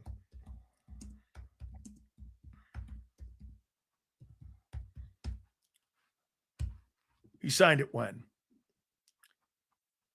When did he sign that? 2023. All right. They made him the highest paid player in the league. Thanks, Reyes. They got out in front of it. Patrick Mahomes has now reset the market. $64 million. Wow. Making him the highest paid ball player. You got Dak at 60. You're going to have Lamar probably at $65 million. You're paying Jalen Hurts $65 million, resetting the market. How you freaking doing? Dude, this guy may have been priced out of the game here already before it even starts. Hey, I don't give a shit what he does this year. I'm not paying that guy 65. But maybe Big Z sees it a different way. Without further ado, the man, got a lot on his plate. You got it. My friend, Big Z, Zander Krause joins us now. How you doing, brother? What is up, Big Sills? How you doing, brother? Question to you. In 2023, the Philadelphia Eagles general manager got out in front of everything by making Jalen Hurts the highest paid player in the league. You remember that? How iconic it was and quiet. Nicole Lynn. It was an awesome deal, right? Yeah, it was. Look at it. He doesn't want to say too much here. Okay. It worked out. Yeah, totally. I'm not saying that. Yeah, worked out. Howie reset the market for quarterback play at 51 large. What's it up to? 63 now? 63 and then soon to be 64. Who's going to be 64? Lamar? Lamar. Well, I wouldn't pay Lamar 64. Well, they're going to. I know they're going to. I definitely wouldn't pay Jalen Hurts 64 if that's where you're going next. Well, wait a minute. If he's not resetting the market like he did before, like he got out in front of it before, why hasn't Howie got out in front of it this time? Well, 22, Jalen was damn near an MVP. Okay. Well, then why hasn't he? Now he's overseeing one of the worst passing offenses in pro football consistently. So he's not getting out in front of it for a reason. Correct. So do you agree with me? If you want to know anything about the NFL and how a team acts, follow the money, right? Yeah, absolutely. Okay. Actions speak louder than words. So we take away from this is this. Everything that people have been saying about Hurts, about a must-see year. This is a prime example of it right here. Or with a guy with a resume of that, how he would have signed this guy in March, would he not have? Well, if he played well, yes, he would have. But we also might not be having this conversation at all this offseason. A.J. Brown might still be here. We might be parading on Broad again and this past February. Might have looked a whole lot different had they not had one of the worst passing games in football. I'm not giving excuse. There's no excuses. I don't give a shit what Eagle fan thinks what about what player or what coach. I don't give a shit. Blame who you want. The passing offense has been bottom in the league. The quarterback is not rewarded for that with the top of the market money. Sills, can you do me a favor? Sure. Can you rattle off the quarterbacks that are making more money than Jalen Hurts right now? Yeah. Patrick Mahomes, Dak Prescott, Jared Goff, I believe Joe Burrow, Trevor Lawrence, Jordan Love, Brock Purdy, Justin Herbert, That makes sense. and All Lamar. of those guys are better than Jalen at the quarterback position. Yes, that's your top 10. Yeah. So I mean, right now, Jalen is appropriately paid, and he's paid handsomely for anybody that wants to whine and cry about it. I mean, have we really reached the point with the Jalenites where now 51 million large isn't enough? I mean, are you guys serious? The guy needs to perform better on the field. What is hard about this? I don't think there's anything hard or confusing about this conversation in the slightest. You don't get rewarded to be paid at the top of your profession for less than average results. Nowhere in the world. Is Philadelphia is going to be the first place that happens? Again, 23, they set the market. Jalen had a great year in 22. He had a really strong start to his career. He was excellent in the Super Bowl in the biggest game. He was excellent all through the playoffs. He did everything you asked of him. With that said, boom, he was rewarded as he should be. Now you come here 3 years later. All these other quarterbacks have still maintained their level of play, or at least close to it. Jalen's offense has fallen off a cliff. And if Saquon Barkley doesn't run for 2K, they're one of the worst offenses in football. Zander, what's one of the biggest communities in Arizona in Philadelphia? Like, what's a big time cul-de-sac that you have? A cul-de-sac? Like big houses are. What's the area that the big houses are in Philadelphia? You could go to the main line. The main line. Go to the main line. You can go to Bucks. You know, the rich places of Bucksco. You got New Hope, Newtown, Doylestown. You go up in the hills in Newtown, baby. I got. Ooh, it's nice up there. So I bet those cul-de-sacs up there are nice. Yeah, they're nice. Well, here's a cul-de-sac that Hurts lives in. Jacoby Brissett, 3366. Cam Ward, 3164. Daniel Jones, 3101. And Hurts, 3224. There you go, man. That's the cul-de-sac he lives in. He don't live in Hopetown. you don't want to live in a cul-de-sac with Jacoby Brissett. No. Nah. And that's the cul-de-sac he's in right now. And you want to pay that guy? Not you. You want to pay that guy? Look at these people. Forrest. What? You think I hate Jalen? I love Jalen. I think Jalen's a great, mature, awesome face of the franchise. Forrest, he's got to play better football. That's all it comes down to. You got to play better football. Come on, Forrest. I know you're smarter than that. Come on. Man, Sills, that's an ugly cul-de-sac. That's like one of those cul-de-sacs that you walk, you're like, oh, there's a lot of tenement homes back here. We gotta get out of here, Sills. Hey, man, they don't pick their trash up over in the next door neighbor's yard over there, man. Let's go here, man. Yeah, that Hurts had 32-24 a year ago. Jacoby had 33-66. Ward had 31-64. And Daniel Jones had 31-01 in 14 games. That's the cul-de-sac that Jalen Hurts lives in. 32-24. It's not going to cut it. It's not going to cut it. Look, and that's why they haven't given the contract yet. In fact, it's been so downplayed that Jalen wouldn't really even bite on the question at all. And I don't even know that I've heard a report that Nicole Lynn has even approached the organization. You probably know why, right? Because Nicole Lynn knows that in order to negotiate a max contract, you have to have what's called leverage. You know how players create leverage over organizations? It's not by good press conferences or T-shirt sayings. It's by producing on the football field. She right now has no leverage. What's her leverage? All right, Howie, it's time to pay Jalen. Howie's going to say, what do you mean? His contract goes through 2028 and he's making $51 million. Can you present me a reason why he should be paid higher than Patrick Mahomes or Dak Prescott or anybody else for that matter? That no trade does give her a get out of jail card a little bit. It doesn't give her leverage for a new deal, though. No. But it tells you what, hey, you're not sending me to some shithole if you do want to move off me. Like, you're not sending him to the Jets if he says no. Oh, wait, we might have to downgrade our cul-de-sac. Paul says, do note that Brissett and Daniel Jones played in only Oh. 13 games last season. Oh, shit. So a few less games than Hurts. Oh! Whoa, man. M. Reyes, that's Golly. gotta hurt.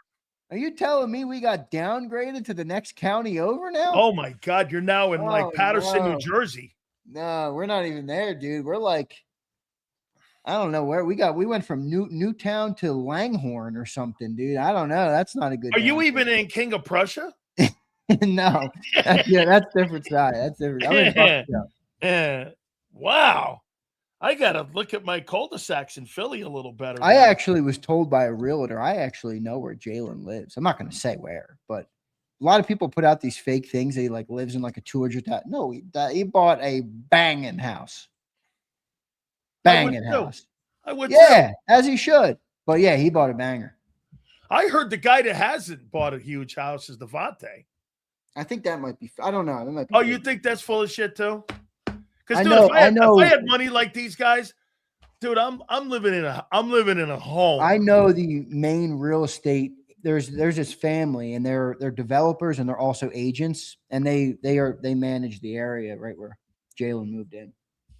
It makes a lot of sense. The area for Jalen, it's very his type. Big Z, I want to go here, and I think people are looking at Sean Mannion wrong. Whew, listen to me, Big Sill, Sean Mannion wrong. Get the fuck out of Dodge. What am I saying? Isn't Sean Mannion supposed to be struggling right now when you're scheming against Vic Fangio in camp? I mean, I'm looking at it. I wanted to have a little fun yesterday by saying that the guy sucked yesterday in camp for 4 days. But in reality, don't you think a guy like Sean Mannion, bro, he's getting an education on the fly on how you scheme against the best coordinator in football. Should help him. Shouldn't that help him? It will help him in the long run for sure. Yeah. I mean, wouldn't you, if you're Sean Mannion, go to Vic this 44 days and go like this? Vic, let's get together and talk about situations and what you would do against and what I should do. If he's any kind of former players go to the other side of the ball and go, how are you blocking me? How are you doing this? What would you do to do this? What do I need to do to get, you know what I'm saying? Why wouldn't you lean on Vic's knowledge if you're Sean Mannion to try to improve because do you agree with me, Zander? I don't care about Sean Mannion, what he does Monday through Saturday.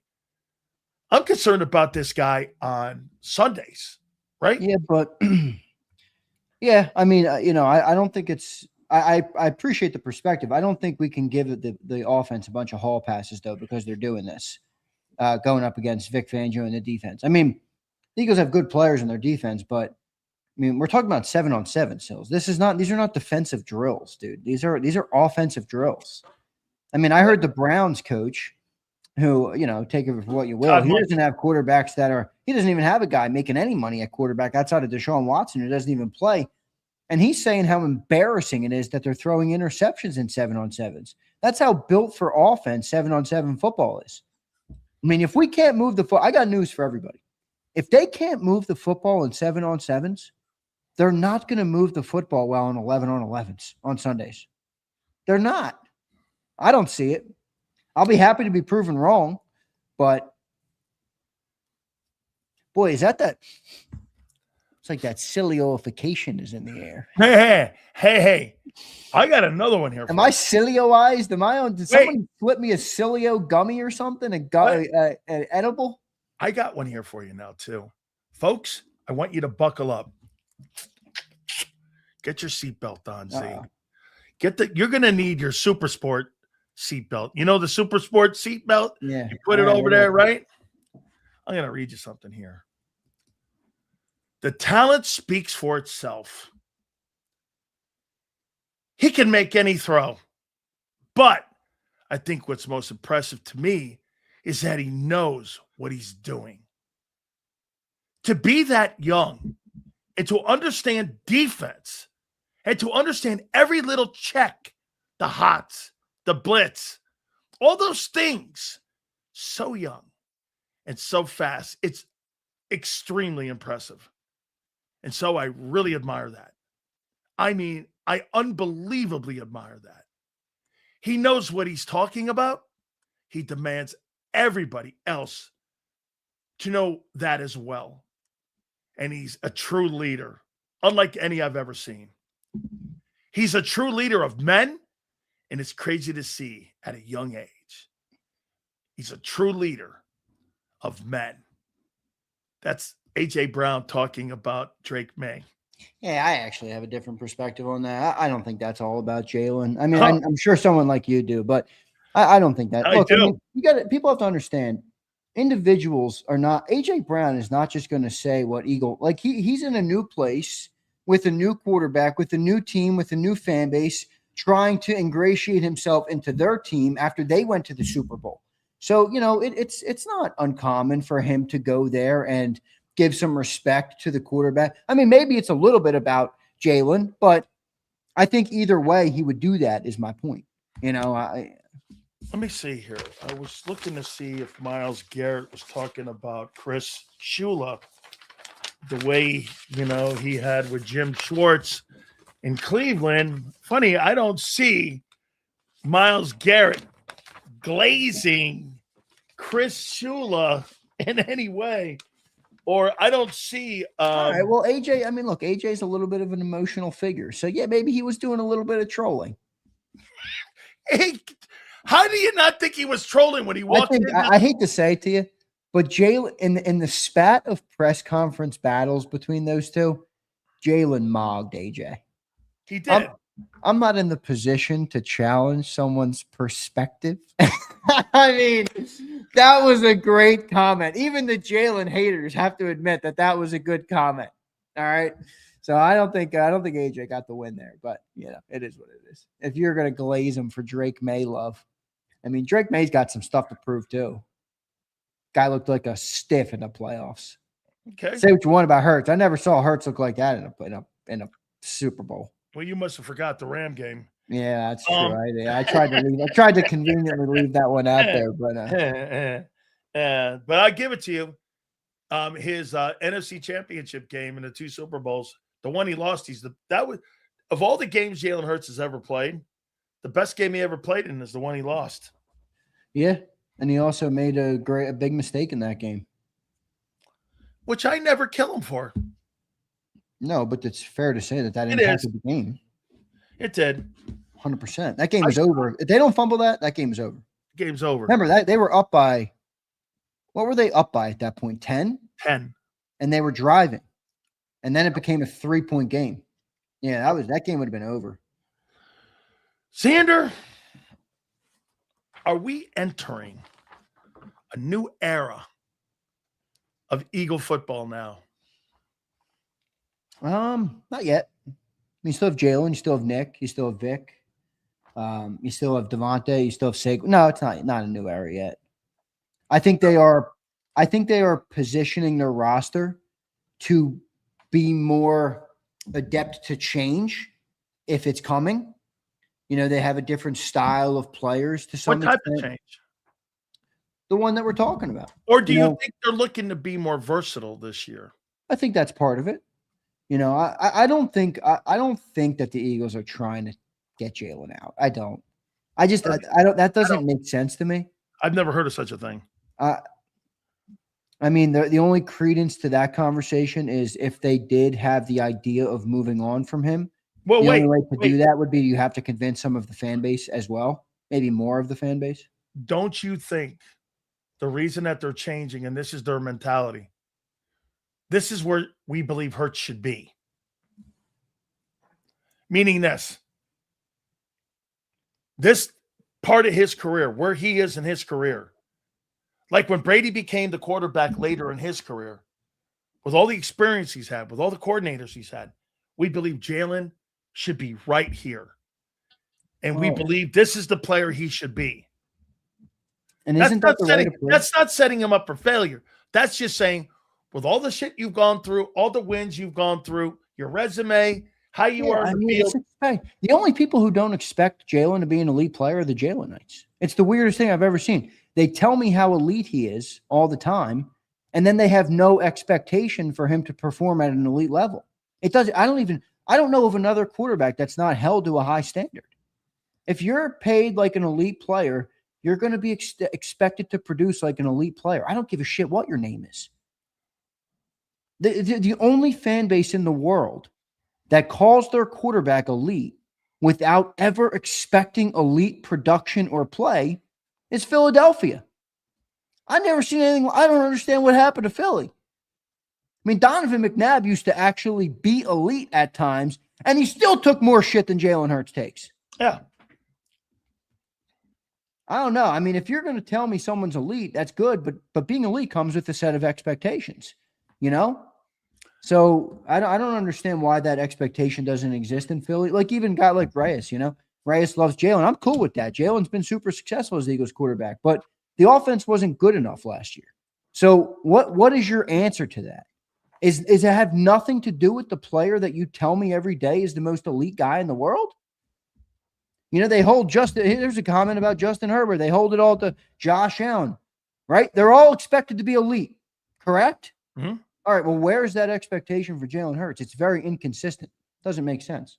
One of the reasons that Patrick Mahomes makes the money he makes, Patrick Mahomes doesn't have to have elite players around him to win games.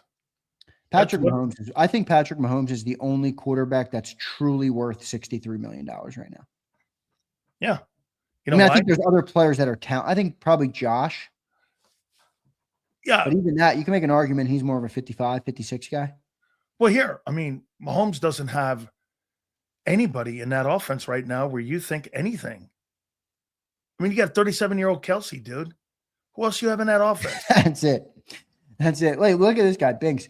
Hurts shows up. That's a fact. Well, Binks, where was he in the 49er playoff game? Where was he in the Where did he show up last year, Binks? I mean, are my eyes deceiving me, Binks? The Binkster? Come on, brother. We all agree on this in here, all of us, even the Jalenite haters and the Jalenite pro folks. With 42 days to training camp. Call them lover boys. They're lover boys. Lover boys. Jalen Hurts will get a full season to prove everything he needs to prove, correct? You don't think they're going to yank him at all in any way whatsoever this year? I don't know that I can say that. If it looks really bad, dude, I think they might. Again, because then it would become optics driven.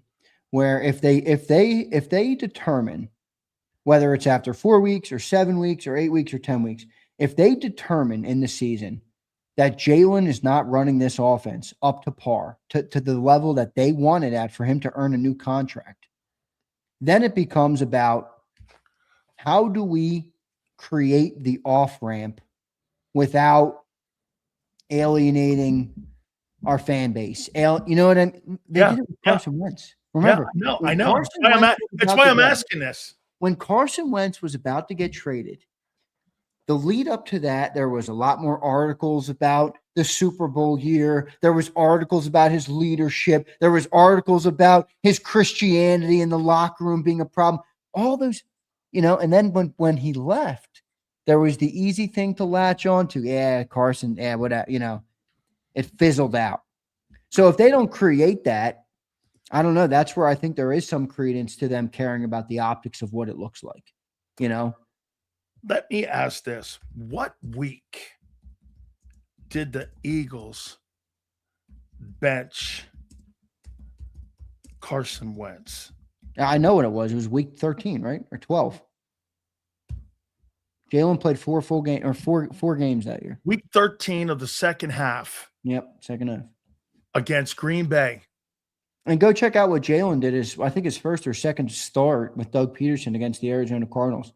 Guy threw for like 340, 3 touchdowns. Rookie quarterback Jalen Hurts finished that game against Green Bay and was officially named the starting quarterback for week 14. Yep. So they waited all the way until week 13, second half. Did you know there as an Eagle fan that week that it was the end of Wentz? Or was there still talk that he could still maybe next year come back and have his job? What was the temperature, if you remember right, in Philly? Did you believe in your heart he had lost that starting job?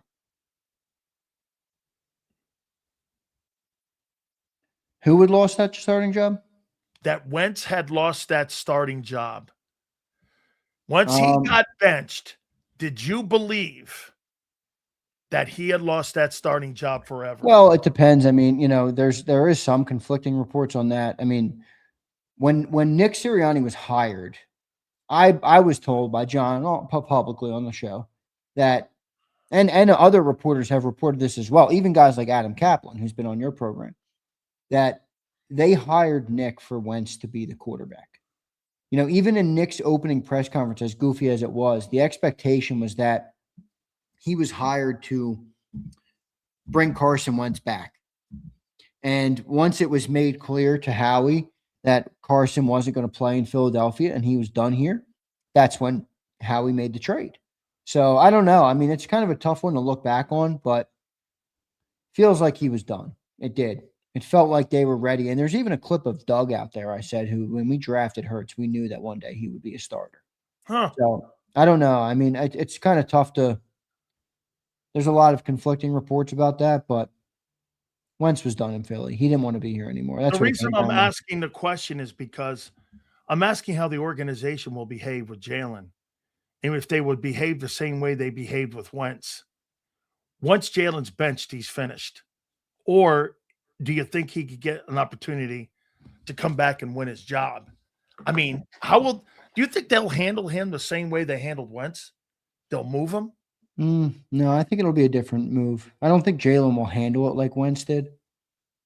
No. I'm talking about the Eagles handling it. Do you think they'll move him? Well, I think with a different player, you're going to have to handle it differently. Wentz didn't have a no trade. That's what I mean. Like, in order for them to actually move on from Jalen, it takes a lot more than them just deciding to move on from Jalen. They have to convince Jalen, basically. No, what they'll do is this. They'll put it in the hands of Clutch, and they'll go, where do you want to go? And then the same thing with AJ. Right. They'll go, where do you want to go? And then there'll be a bucket of teams. And then Howie, because that's how you get around that no trade. And you'll get around that. And I'm sure they're hoping that it'll be the Houston team so that he can go back home. All right. Zander, do you believe that Howie Roseman will make any significant moves as we get closer to that July training camp date? You think you'll make any moves and the 90-man roster is set right now? I mean, I think Howie will make more moves before the season starts. I don't know that he'll make a move before training camp. So the 90-man is set. For training camp, yeah. For the start of training camp. For the start of training camp. Yeah. The team I would think so. I mean, I can't be sure, but I would think so. Okay. Well, nothing significant. We're not going to see like a Max Crosby deal here prior to going 42 days into camp, right? Now, I wouldn't put it beneath that guy to do something like that. However, pretty sure the 90-man set, right? All right. Yeah, I think so. All right, Z. What do you make of your quarterback room? Hurts, Dalton, McKee, Cole Payton. Solid. Okay. Quarterback 1 has to be better. That's what it comes down to. Quarterback 2 and 3, I'm fine with. But are you prepped? Are you prepped, in your opinion, for the 2026 season with that quarterback room? You feel good about it? I think so. I mean, yeah, I think so. Assuming obviously Jalen's your starter, then yeah. What, a B? That's a B room? The room, yeah. Yeah, the room. Yeah, because I think Tanner and Dalton are a good 2 and 3. Yeah. But I mean, Jalen hasn't been a B as a starter. Not last year he wasn't. No, probably B is above average. I mean, Jalen's been a C. Yeah. How do you feel about your running back room? Barkley, Bigsby, Shipley, and Pierce. By the way, is that the same Pierce? Is that the same Pierce that was in Houston? Is Damian Pierce? Is that who it is? Yeah. I don't even know. That's all right. I mean, I'm good. Obviously, Saquon at the top, so that's the reason that, I'm good with that. It's good. B is there. B plus. About a B plus kind of room there. Wide receiver 1 room. Devontae, Hollywood Brown, Johnny Wilson, Simoratuia. Is that guy Samori Toure or whatever his name is? Sure. It's fine. It's not very good at the top. Okay. I mean, did you hear John talk about this receiving room? Yeah, it's not. It doesn't look very good. Wide receiver 2, Mackay, Elijah Moore, Britton Covey. Yeah, that's not very good. No. Wide receiver 3, Dontavian Wicks, Darius Cooper, Queasy Watkins. Okay for a 3. Tight end room, Goddard, You guys see Stowers, that smug grin on Sileo's face? Dontavian Wicks, Darius Cooper, and Quez Watkins. Goddard and who? Who do we got? Eli Stowers. That guy's not going to sniff the field in year 1. Stowers and Grant Calcaterra.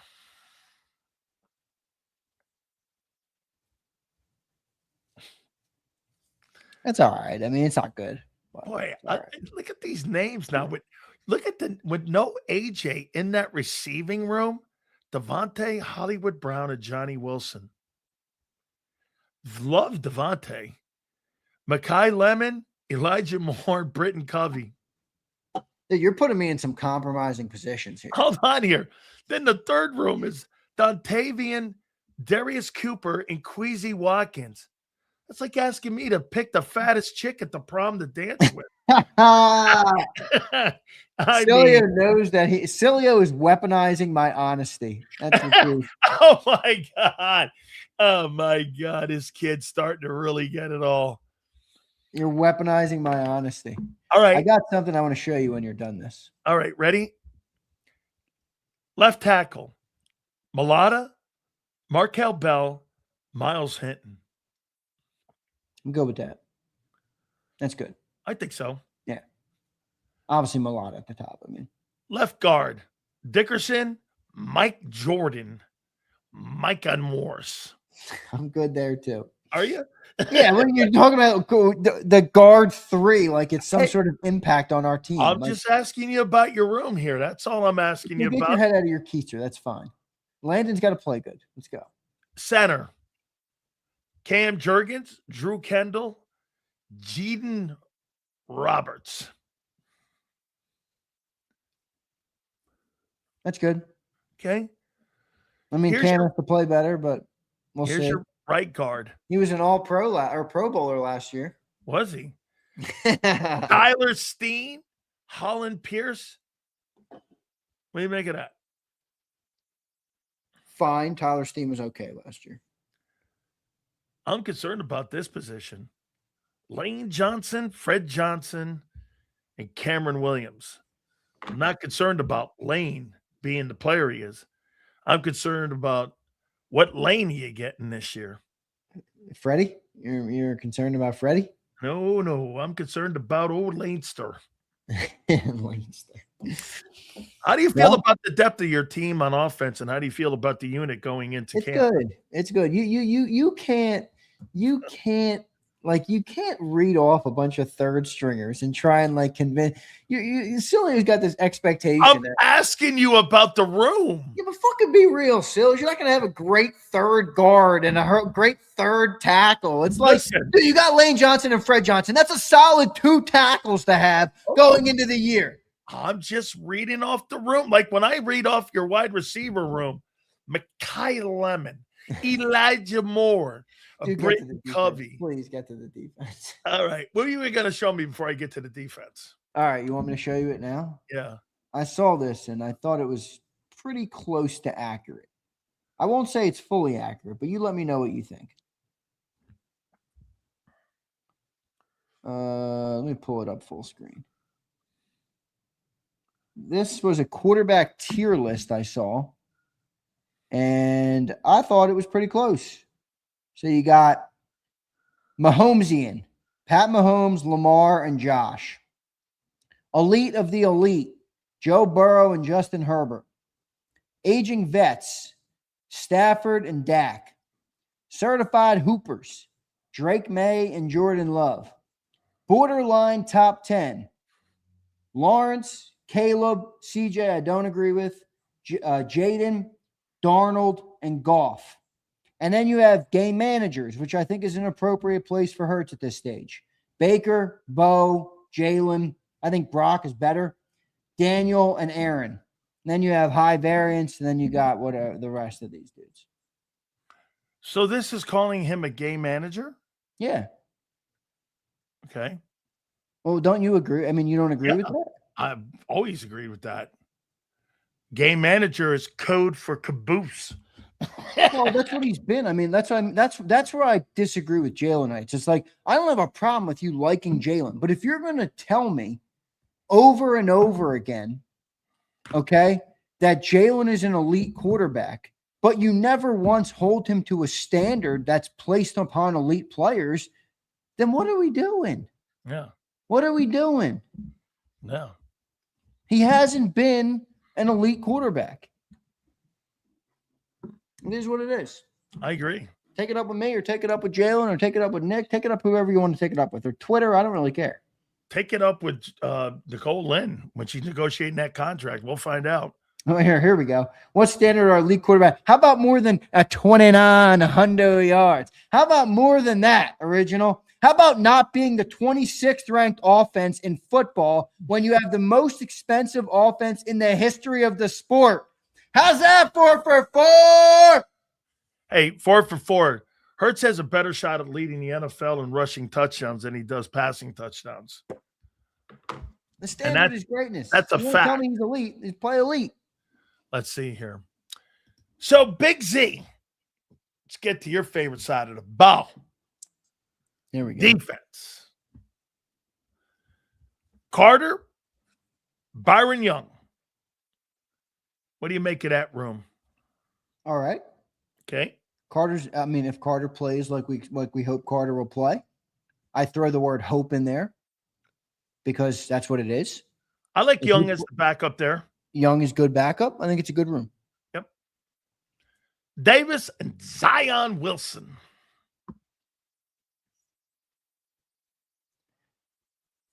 Zion Wilson, is that who's there? Fuck yeah, I guess. One of John's depth pieces. That's fine, dude. All right. Here's another one.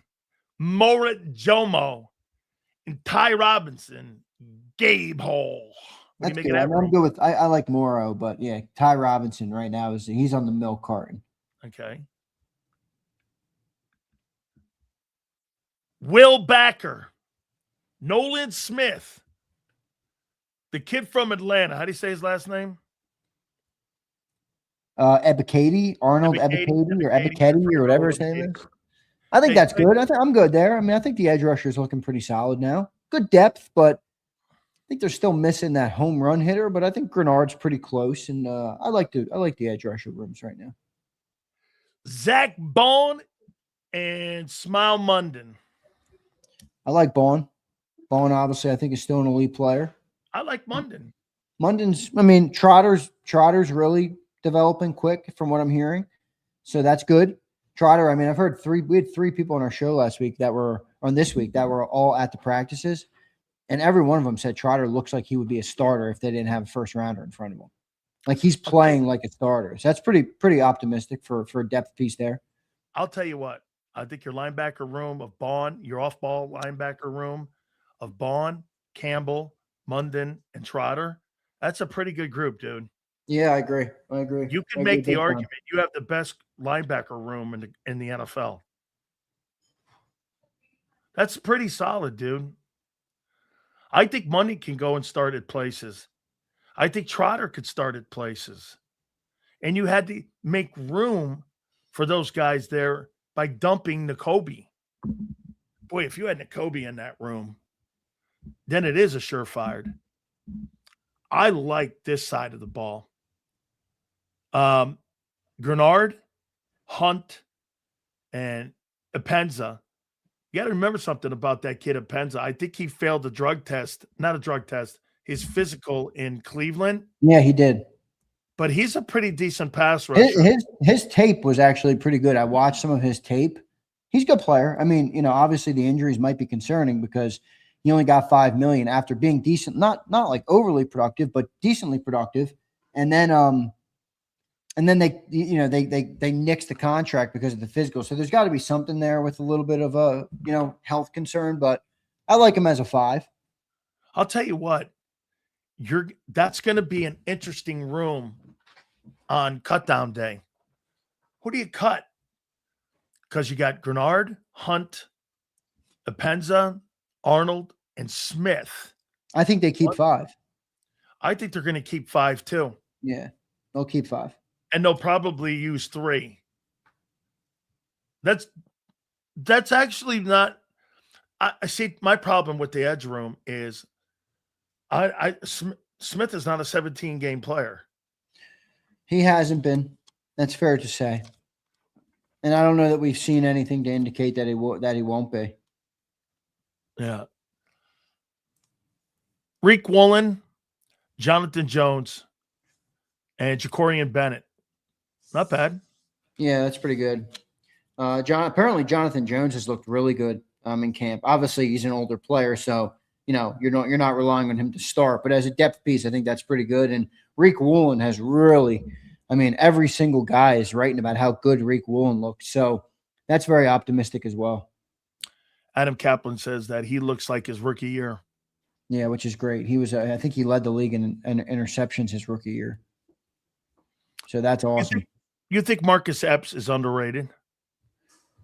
I don't know that he's underrated. I just feel as though that they're going to work at that safety spot's not going to be as big of a hole because of all of the surrounding positions. Like when you have a great front seven, when you have great cornerbacks, when you have depth at cornerbacks, that's going to make it a lot easier, to I don't want to say it's not an issue, but to disguise those safeties a little bit, to not let them get beat, to not let them be on an island. So I think they're all right, man. I think Epps is a good player. Yeah. I don't think he blows your doorknobs off, but I think he's a good football player. Yeah, I agree. You think DeJean's going to play more at that safety position in base? Well, he's going to play there in base is what they're saying. I think that's a welcome improvement. Have you seen Cooper recently, dude? Like he's putting on some real weight. Like he looks like a safety now. Well, when you're doing the no pants dance with a Dallas Cowboy cheerleader, dog, you gotta look good. Not what I fucking meant, dude. I just meant, he's getting. When you're a corner, you got to remain. You can't get. It's like a basketball shooter. When you're a shooter in the game, you don't want to get big and jacked up because you can't shoot the ball as well. Corner, you need to be lanky and quick and. Cooper, he looks like a safety nowadays. So I don't know. We'll see. I know you love Coop. Cooper must be getting some intel out of his sweetheart. I saw him doing some dorky ass TikTok dances though. Coop, come on, man. Come on. You're better than that. Chick's got you by your balls. Sometimes it happens, Z. He got hit. Not to me. He got hit by the love bug. Oh man, wait till you have a kid. We'll see. Hey, not happening. Free safety Andrew Makuba, JT Gray. Makuba had some welcome signs last year, obviously hoping the player continues to develop, but overall, all good. Hey, you know what Gary Cobb said, who has had a pretty decent spring? Keely Bingo. Yeah, well, his ship has sailed. Just saying. He's not going to get out on the field. Where are you putting him on the field? Got him second team behind Quinn Mitchell. Quinyon Mitchell? Yeah, all right. Quinyon Mitchell. He's got to be your backup there at corner, no? Yeah, well, maybe. I don't think. Or do you think Jonathan Jones gets that call? I feel like he would. Okay. Cooper DeJean. Cooper de Dallas DeJean at nickel. Yeah, it's good. And Michael Obviously. Carter. You're not concerned about Cooper, are you? Nope. All right, good. Boy. Then it's good. That's my boy. Are you concerned about Campbell's shoulders? Nah, I'm more concerned about Carter's shoulders. Okay. Like, even if he has a good year this year, do you think there's still concern there because of long term? Yeah. Right? You're going to pay him and expect him to produce for 4 or 5 years straight. I don't know. I'm just throwing it out there. Yeah. Obviously, they have a better understanding of the medicals than I do. I don't have any understanding of the medicals. But we'll see. Will this be the third year in a row the defensive talent outplays the offense? Absolutely. There's almost no chance that the offense has a better year than the defense. I would almost put that at 0.05%. That's actually unacceptable. That's Okay. 500. That's unacceptable, man, when you're paying that kind of cash. And you want to pay M. Reyes Hurts, $65 million. Dude, they're not paying Jalen that. There's no way.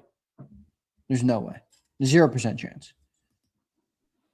And Jalen Knights will have to cry about it to somebody else because he hasn't earned that. I mean, he's not. There's no way. There's no way. 65 large? 65 large. So let me get this right. A.J. Brown has submitted a request. Let me get this right. To the Eagles to have his jersey retired? Let me get this right.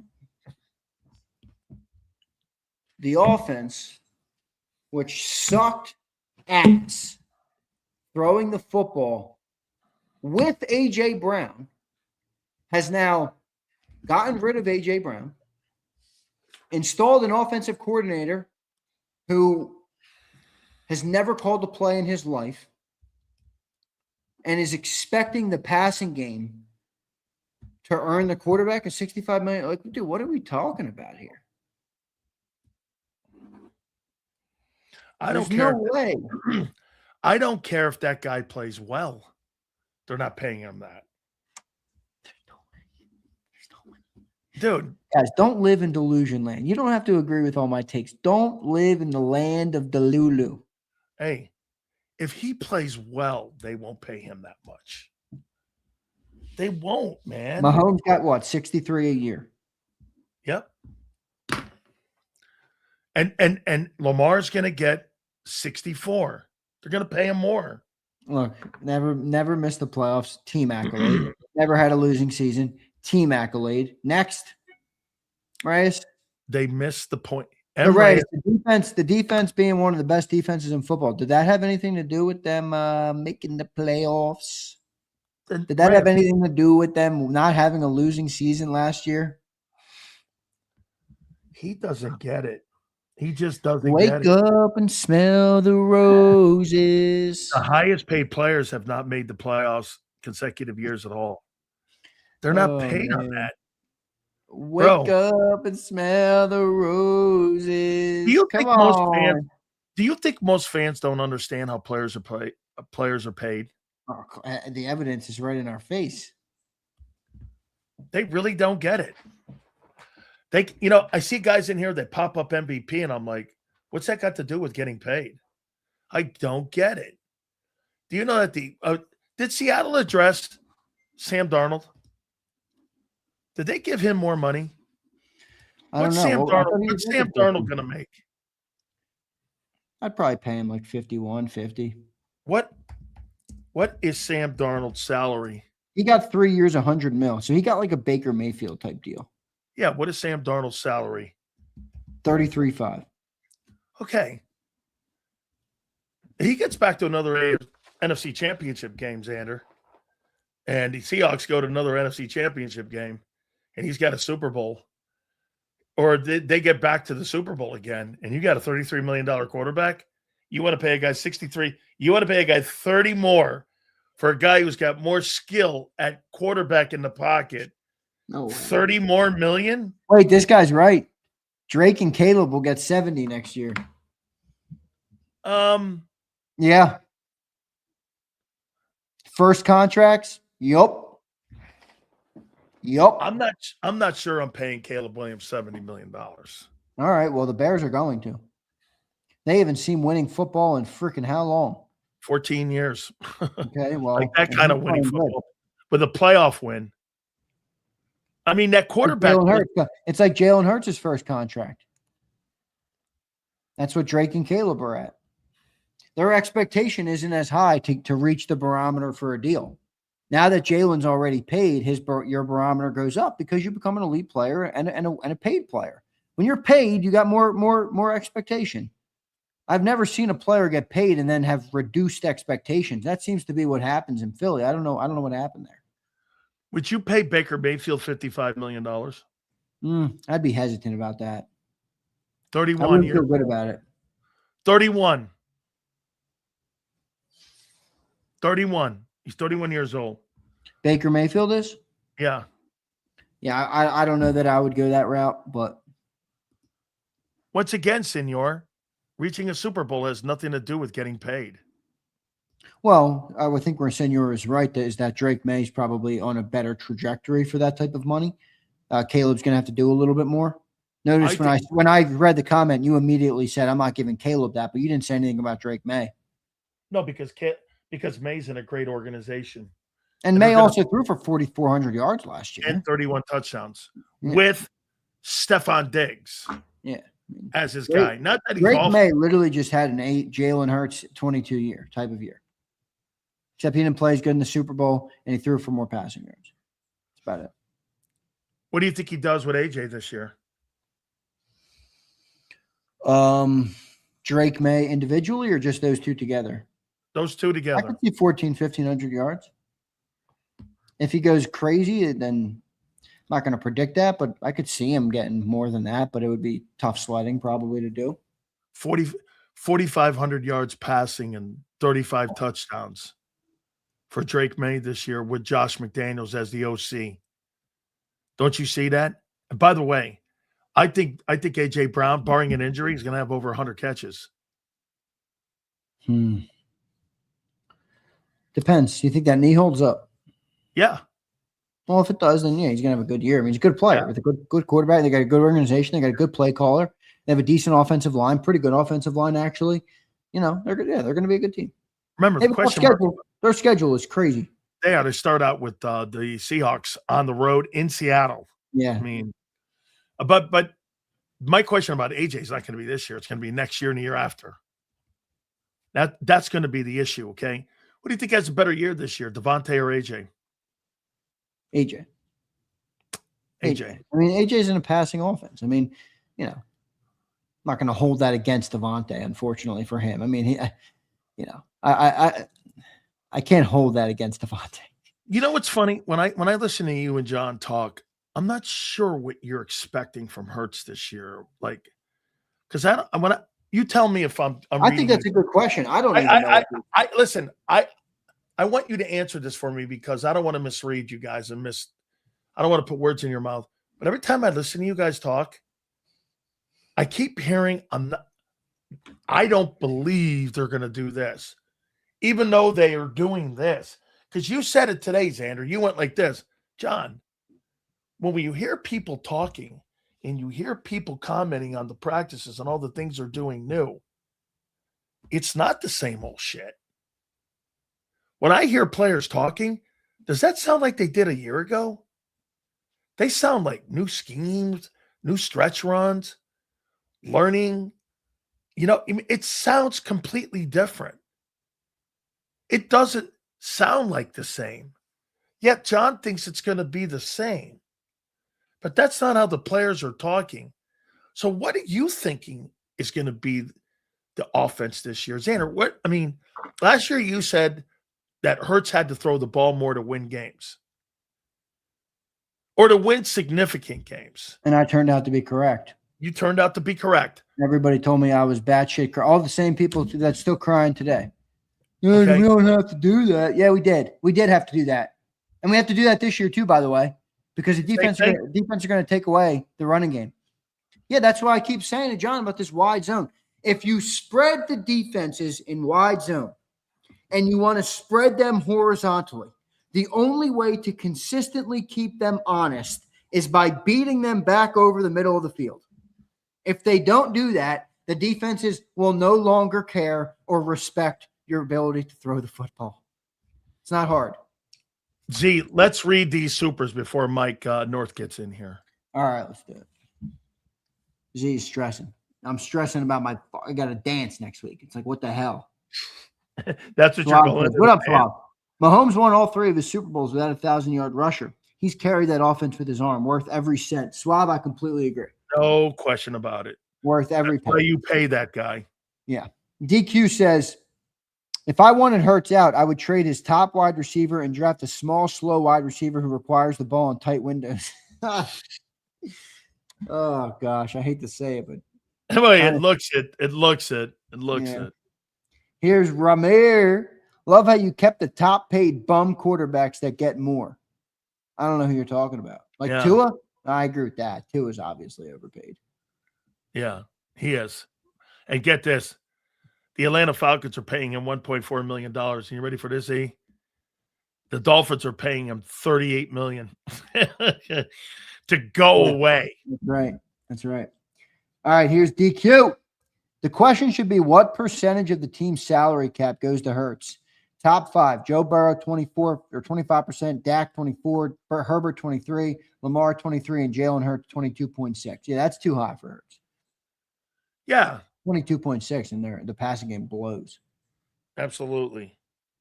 Ramir, I agree with you that Tua is severely overpaid, and I would pay Jalen Hurts over Tua. I will agree with you there. Absolutely. I wouldn't give either of them 60, though, to keep it consistent. No. I wouldn't. That's it. We got all the receivers. All wait, no, we didn't. We got one more. DQ. Sills, the question isn't if Mannion will be good or bad. The question is, who will the OC this time next year be? Hashtag follow the trend. It's a good question, DQ. I'm not really sure. No, well, if you go by their actions, okay? If you go by your actions, okay? And the Eagle actions, there's going to be a new offensive. Z, I'll ask you before we get Mike in here. You think the Philadelphia Eagles will have a new offensive coordinator next year? No. I mean, there's obviously the chance, but if you're going to make me guess right now, I'm going to say that they're going to come to the realization that if they have to have some more continuity. So they're going to buck what they've done the last 5 years. Right. So I'm going against the grain by saying yes. Yeah, you're going against the odds and saying they're going to keep this guy. But you know what else I have a fear? Like, not a fear, that's the wrong word, but like, you know what I think is the most likely outcome this year? It's just good enough. Yeah. It's good enough to not want to get rid of Hurts. It's just good enough. It's not great. It's not horrible. It's just right there in the middle where nobody knows.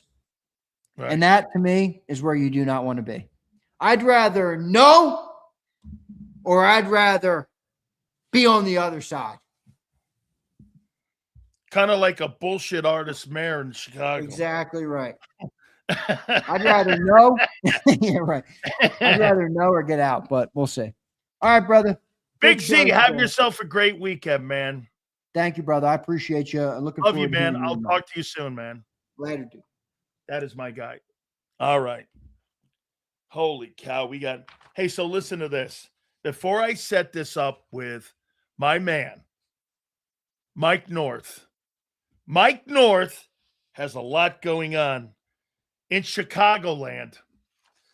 You know, it's no longer Chicago. It's now Chicagoland. Without further ado, we are bringing in my friend, the legend from Chicagoland. He is Mike North. He joins us now here on the program. How's Chicagoland?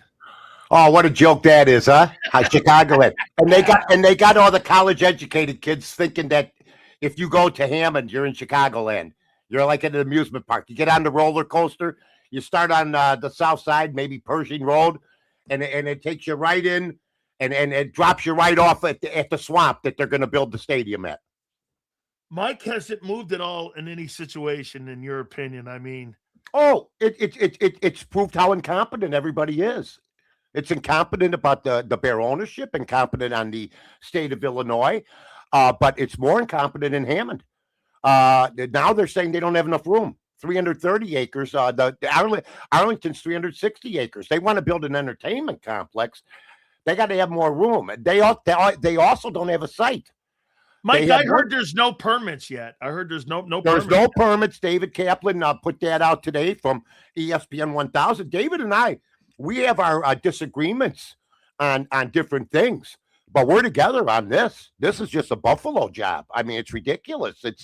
it's really a turnoff to the fans who have supported this team for years, decades, season tickets going down generations, not having a town meeting, not talking to anybody.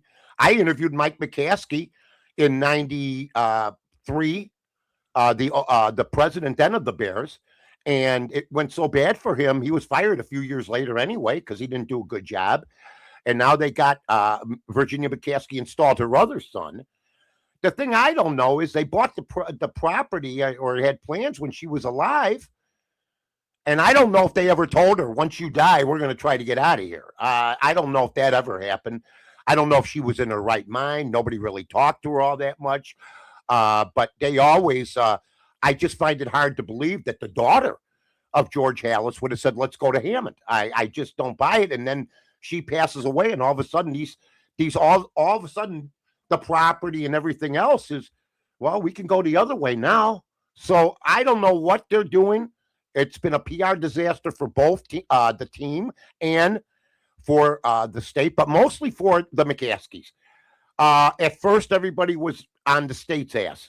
Well, now we're hearing from fans and other people, and I'm hearing from people that I even golf with, guys that are lifelong fans, that that they would never go there. When we were kids, we used to sneak to Wrigley. We used to sneak. So you think the Bears are leading this? Oh yeah. Who owns the team? Yep. Who owns it? And I got news for you. If this happens, the Eagles are moving to Camden in 5 to 10 years. That's a given. That will happen. And don't look at me like I don't know if that's going to happen. Camden's, you can get pennies on the dollar on the property 12 miles away across the river in New Jersey. And if you're telling me the Eagles with Lurie will never leave Philadelphia with the high taxes, the crime, and everything else, we'll see. Because if the Bears pull it off, it's open season for any team because they're in the stadium business like you told me last week. You think this then, what's happened here with Chicago and what's happened with how the NFL moved the Chargers out of San Diego and the Raiders out of Oakland into Vegas, in your opinion, Mike, this puts all the cities that have NFL teams on notice, doesn't it? Oh, yeah. Oh, yeah. It will tell you. Lurie is so much better an owner, though. This is the only family that still rents a stadium.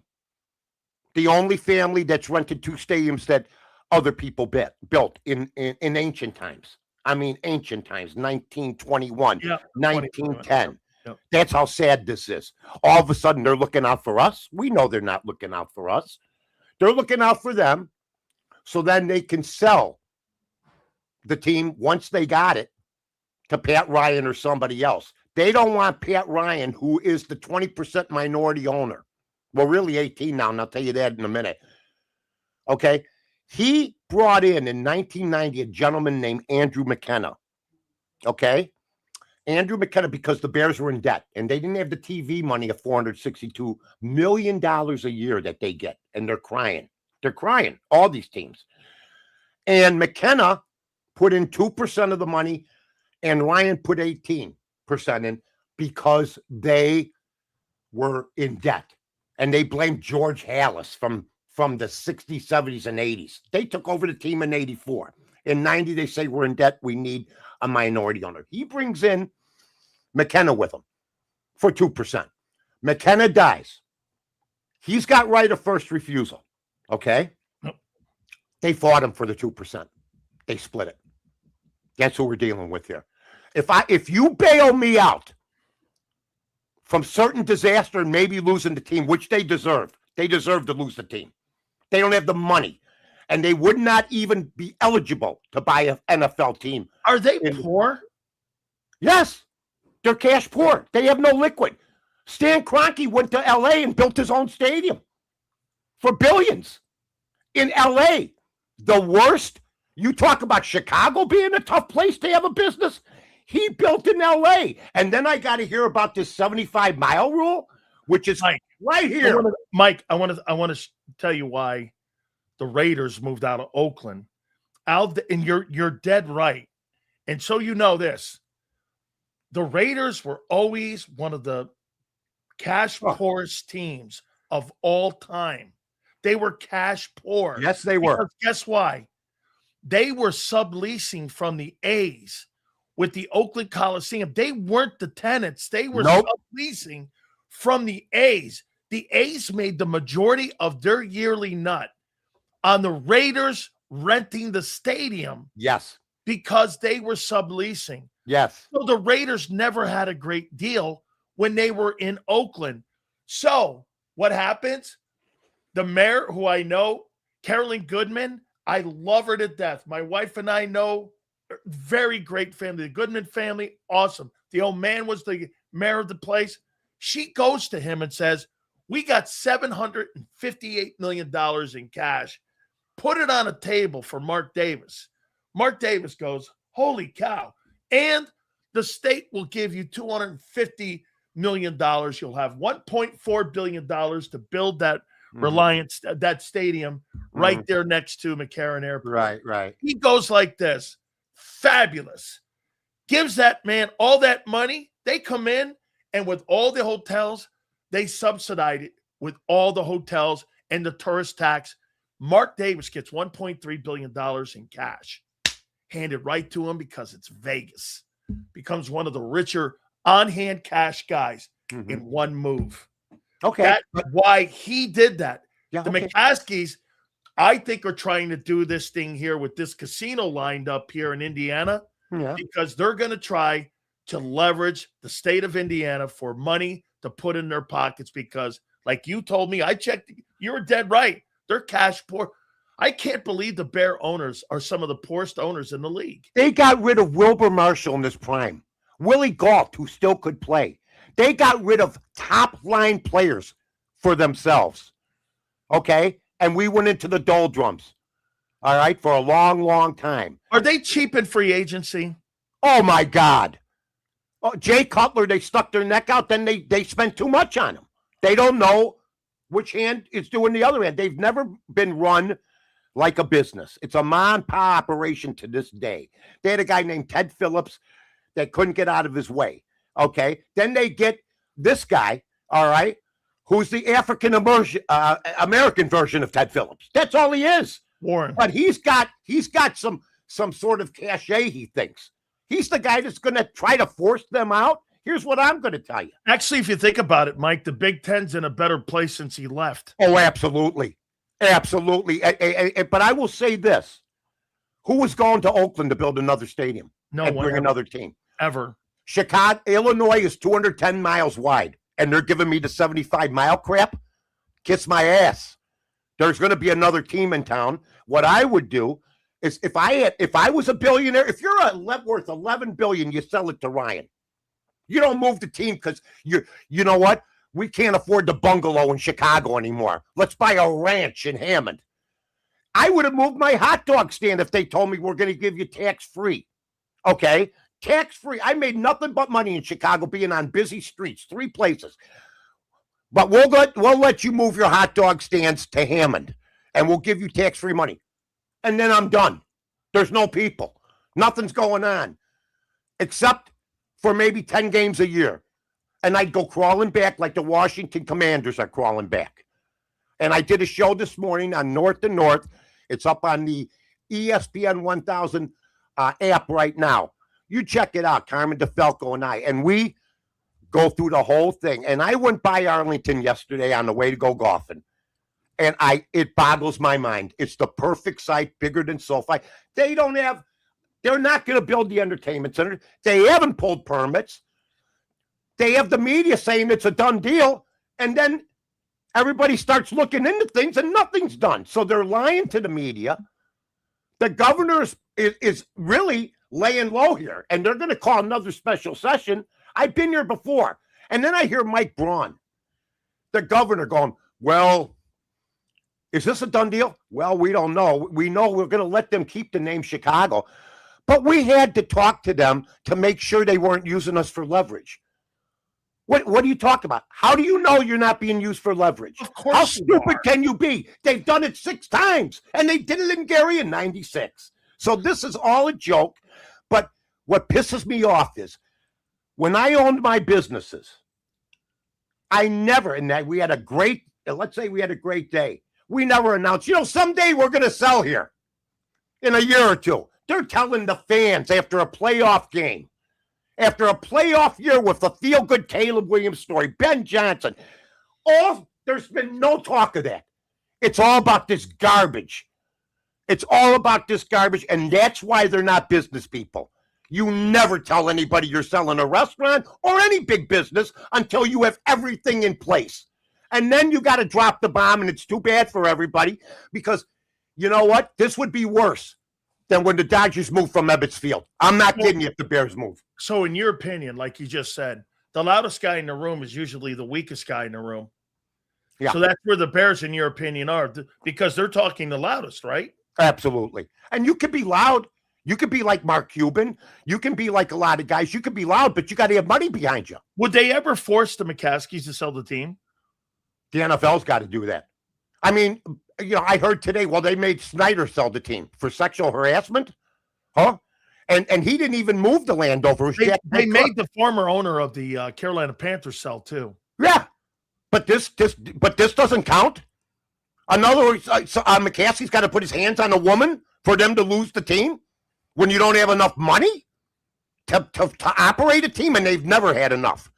They got 8 points. They're worth. I heard the other day Forbes said the Bears were worth $6.5 million.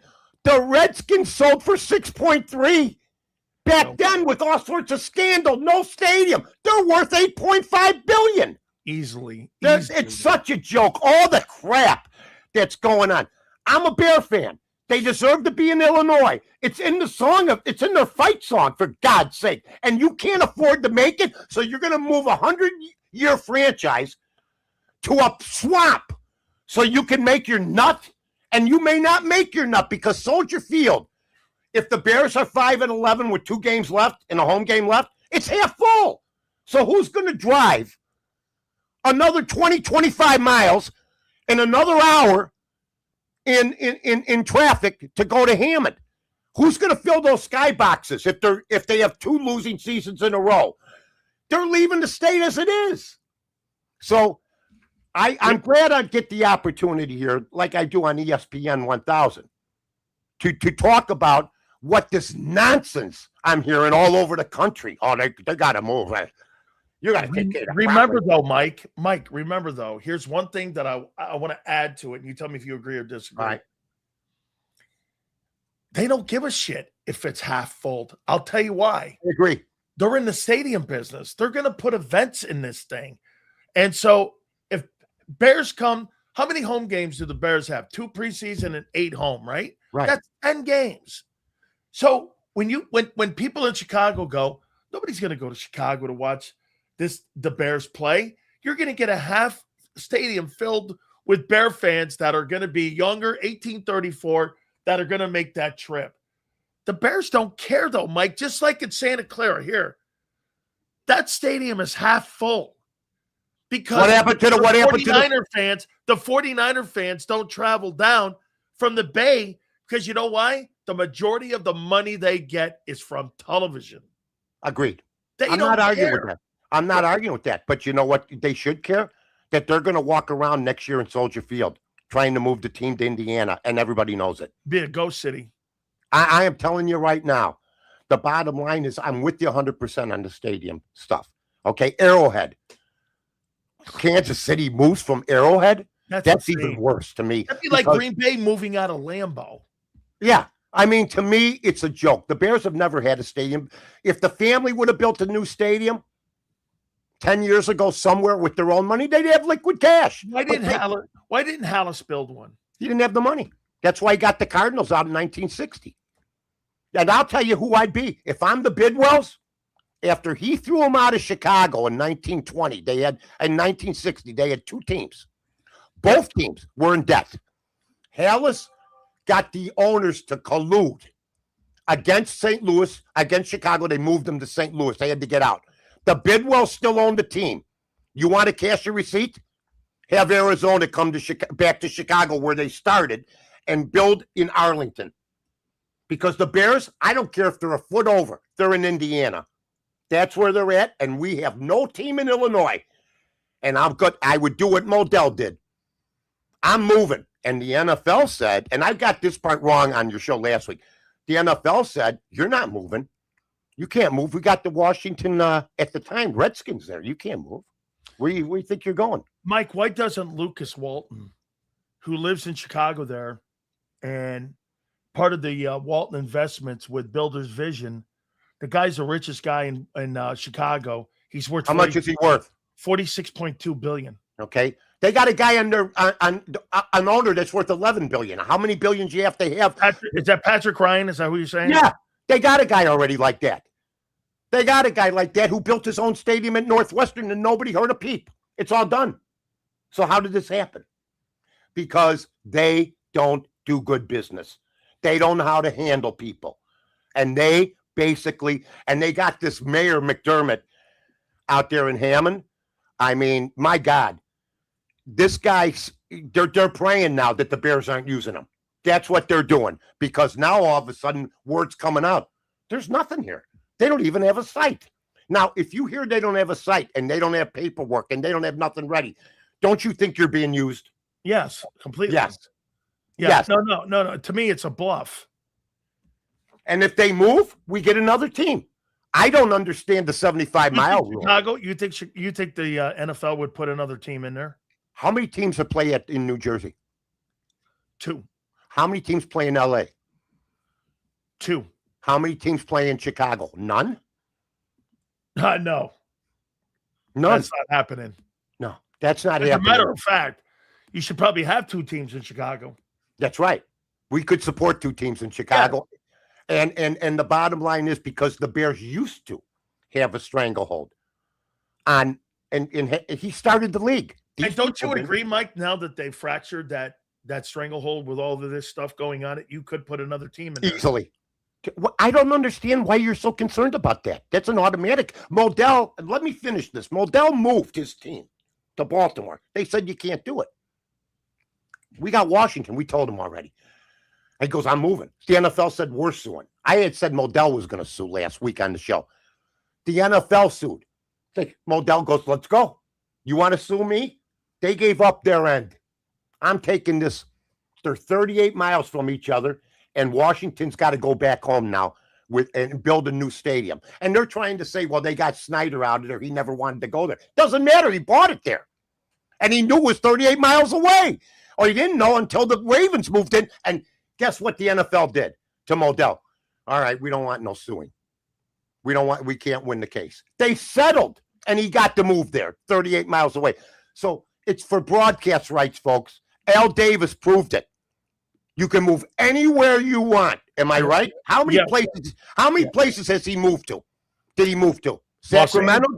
Los Angeles. Did he go to Sacramento? I think. But this is the point. I know they were in LA. I know they went back to Oakland. They were in Oakland twice. They've been in Vegas, and now I don't remember the Sacramento thing. Maybe it was in the transition as the stadium in Las Vegas was being built. I can't remember. I thought I know the A's play. I know the A's played there a little bit. I don't remember them in Sacramento. I do remember the Oakland Athletics in Sacramento. All right, here's what we got. The Raiders, San Francisco Bay Area. Okay, Kezar Stadium. Yep. The 49ers and them shared that stadium. They played in the same stadium, folks. Yep. I'm hearing 75 miles like it's like some mythical thing. It's as nonsensical as Chicagoland. Well, the Jets and the Chargers play in the same building as the Rams and the Giants. They played at Candlestick. Then they go to Oakland. Yep. 66 to 81, and then 95 to 2019. They go to Los Angeles from 82 to 94. And you're right. Then they go to Vegas from 220. Yep. They've been 4 places. They played with the 49ers. Yep. Is everybody stupid? Oh, the 75-mile rule. Oh, it's not happening. They're going to have a team in Chicago if they're goofy enough and stupid enough, which they've proven over the years to do that. I just still listen. This will be like, because I had a problem. I told my wife this when OJ killed that guy and his wife. I didn't believe it for the longest time because I knew OJ. And then all of a sudden, when you started realizing, going, all right, the guy did it, and you know he did it, and you're like, okay, I'm going to be hard to believe that the Bears are going to move out of Chicago, dude. I just find it incredible that I don't buy that they're. I could see them moving to Arlington and going to the suburbs, but I can't see them moving out of Illinois. Let me tell you something. I had a guy tweet me this morning. Last night, Mumford and Sons, their group. Yeah. Okay. I thought it was a cartoon show. I go, it's a cartoon show? They go, Mumford and Sons. I go, it's supposed to be a singing group. Okay. I've heard of them. I heard the kid's talented as all hell. They had a concert at Wrigley Field last night. Okay. It didn't start till 10:45. You know why? We had tornadoes. We had wind. I saw the wind. A bad wind. You guys had bad weather there. I live 60 miles west of Chicago. For the first time in 6 years that I've lived here, our power went out. Okay. Wow. And here. So now some guy calls me. He goes, yeah, well, you won't have that trouble in the inside dome. Who's driving the Hammond last night in those winds? You're on the skyway at the same time tornadoes are hitting. Who's on the highway like this going, we're only a half hour away, kids, as cars are swaying, winds are coming in, trees are falling. Are you kidding me? People don't get the weather in Chicago. They don't. My point doesn't understand that. You know what it's about? They don't give a shit about your convenience. You're just the people in the background now. The fans are last. They don't give a damn. Well, the McCaskies for the most. You don't sit in those two stadiums and then say afterwards, well, we care about the fans. And then move to Indiana? Are you kidding me? See, I got guys that are 30 years old going, oh, I think they should move because property taxes. I had property taxes. I had a mansion in Park Ridge. I paid $300,000 a year. What do you make? And I didn't send one kid. I paid because we have the best schools, right? I never got invited to a graduation party. Ever. What do you make of Goodell saying nothing? Oh, he's a pussy. Always has been. And you know it, I know it.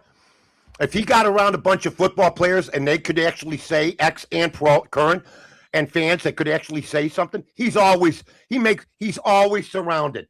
He's never in a crowd. You see him in the skybox. Come down to Chicago, have a town hall. Because you'll get your ass handed to you too. Period. End of story. You know how the NFL players feel about Goodell. I hate him. There you go. But see, you won't see that in the media, will you? No. You won't see that. No, because they're afraid, because they're partners. They're terrified. So are the radio partners for the most part. So are the media. So are the newspapers. Look at Colin Cowherd.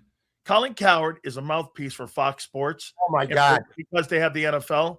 And when he comes out and says that it's not that big a deal because it's only 17 minutes. What a piece of work. I mean, you could tell, by the way, he's a mouthpiece for the Big Ten. He's a mouthpiece for the NFL. And you could tell they don't want to hurt any relationships that they have. Instead of, see again, Mike, this is why you and me and guys like Angelo, I don't work for the NFL. I don't work for teams. I work for the people that are fans of those teams. But the writers do now. They work for the NFL. They work for the NFL. Well, and they work for the access, Mike. Right. Let me ask you something. Do the writers or the media people work for their current place? Or if you've been at Hallis Hall, and Hallis used to rotate the writers. Huh. He used to rotate them out. He used to tell them, so the papers, he'd tell the papers, I don't want the same guy. I don't want them, being comfortable, because back then writers told the truth. So he used to push guys out, do everything he can. There's a guy there that I'm not mentioning his name. I like him. He's worked for the Chicago Tribune, and he's been a radio guy now. No, he's worked for the Chicago Tribune, comes on the radio every so often. He's been at Lake Forest for 20 years. Who does he really work for? The paper? He works for the Bears. He works for the Bears. And they all do. But you know what I'm seeing now? Some of them not saying anything. You know why? They stuck their necks out saying it's a done deal or they're on their way. Like the other day, it's a done deal. Didn't you think they were moving, that it was finally done the other day? Now we find out they don't even have permits. No, there's no permits right now. I mean, and the mayor says we're 80% there. You're not 100% there after announcing you're moving. And now the Illinois legislature, I'm sorry, I'm screaming. Yeah, I'm passionate. I'm not loud. I'm pissed. The legislature is going to come back in Springfield, and there's going to be a lot of people. See, I've made my bones. There's young kids that are in their 30s that think the Bears, what they say is true. They don't know the history. Well, when I read Biggs's columns, how do you know I was talking about him? And I read Biggs's columns, I'm like this, bro. Is your last name McCaskey? That's all. I'm not saying anything about anybody. I didn't mention any names. No, There's more than one. There's a bunch of them, and they are under pressure because if they go out there, the Bears never used to have a practice facility. If they go out there now, see, it's like me when I used to go in the locker room. I went nose to nose with Albert Bell. I went nose to nose with Ozzie Guillen. I went nose to nose with Billy Williams and Kerry Wood. I went in the locker room. So finally. Well, Mike, I know because I've read Sean Hammond and those guys and Biggs and all. I know who these people are, and I know you're right. You're dead on because these guys fight for P-Bobs. They can't write the Bears shouldn't move and then walk in to the Bear practice facility. But don't tell me every writer wants them to move. I know these people. And I know they know, some of them know it's a bad taste in their mouth. But they got to write to go. I'm not blaming them. I'm blaming their circumstance. Period. End of story, man. It's just a terrible, terrible situation where we should have been talking feel good after Caleb Williams and making the playoffs and doing all these wonderful things. And all we're doing is, and then we find out there's no deal for either side. So I got to tell you this. When I first went down to, or when I was at WDAE back in the day, we got a guy watching right now that you know very well. And you know what he used to do all the time? He used to kiss your ass all the time. John Momola became like my PD with Steve. I love John Momola. Wait a second. I love Rock. I call him Rock. Stills, you got to see. And I'm like, who's Mike Norton now? You know, John and I love you. You know that now. You and me are boys now, man. John. I love John Momola too. I knew John before he got married or anything. John's been with me. All my producers, I tried to take care of him. Bro, he's grown. Listen, he's grown a lot as a radio person. Of course. Like when we first got him, he was like green and all, but when he came down, he's developed himself into having. Well, when did you first get him? I got him when he was an assistant program director at WDAE when he came down. I know. Who was your program director there? I forget. Versnick. Wasn't a good guy? Excellent. Yeah. When I got Candor, those two guys did not want me gone. They did not believe in what was going on. I'm going to say this about Rock. And so I never held that against John. I know his family. I know Rock very well. But when Rock was a heck of a producer, and I'm proud of him, and he does a great job. And part of the reason that's where I got my Lifetime Achievement Award from Barrett. I know that. That's a great. Barrett Broadcasting is Barrett Media is really. They do a good job, and you need them. And John's one of the best. So, but let me go back to your Bears thing here. I love when you do that. You know that, Mike. I got to tell you, I mean, where do you see this thing going? Because, listen, the NFL is not the NFL. No. If the Chicago Bears, they don't get not the Chicago Bears.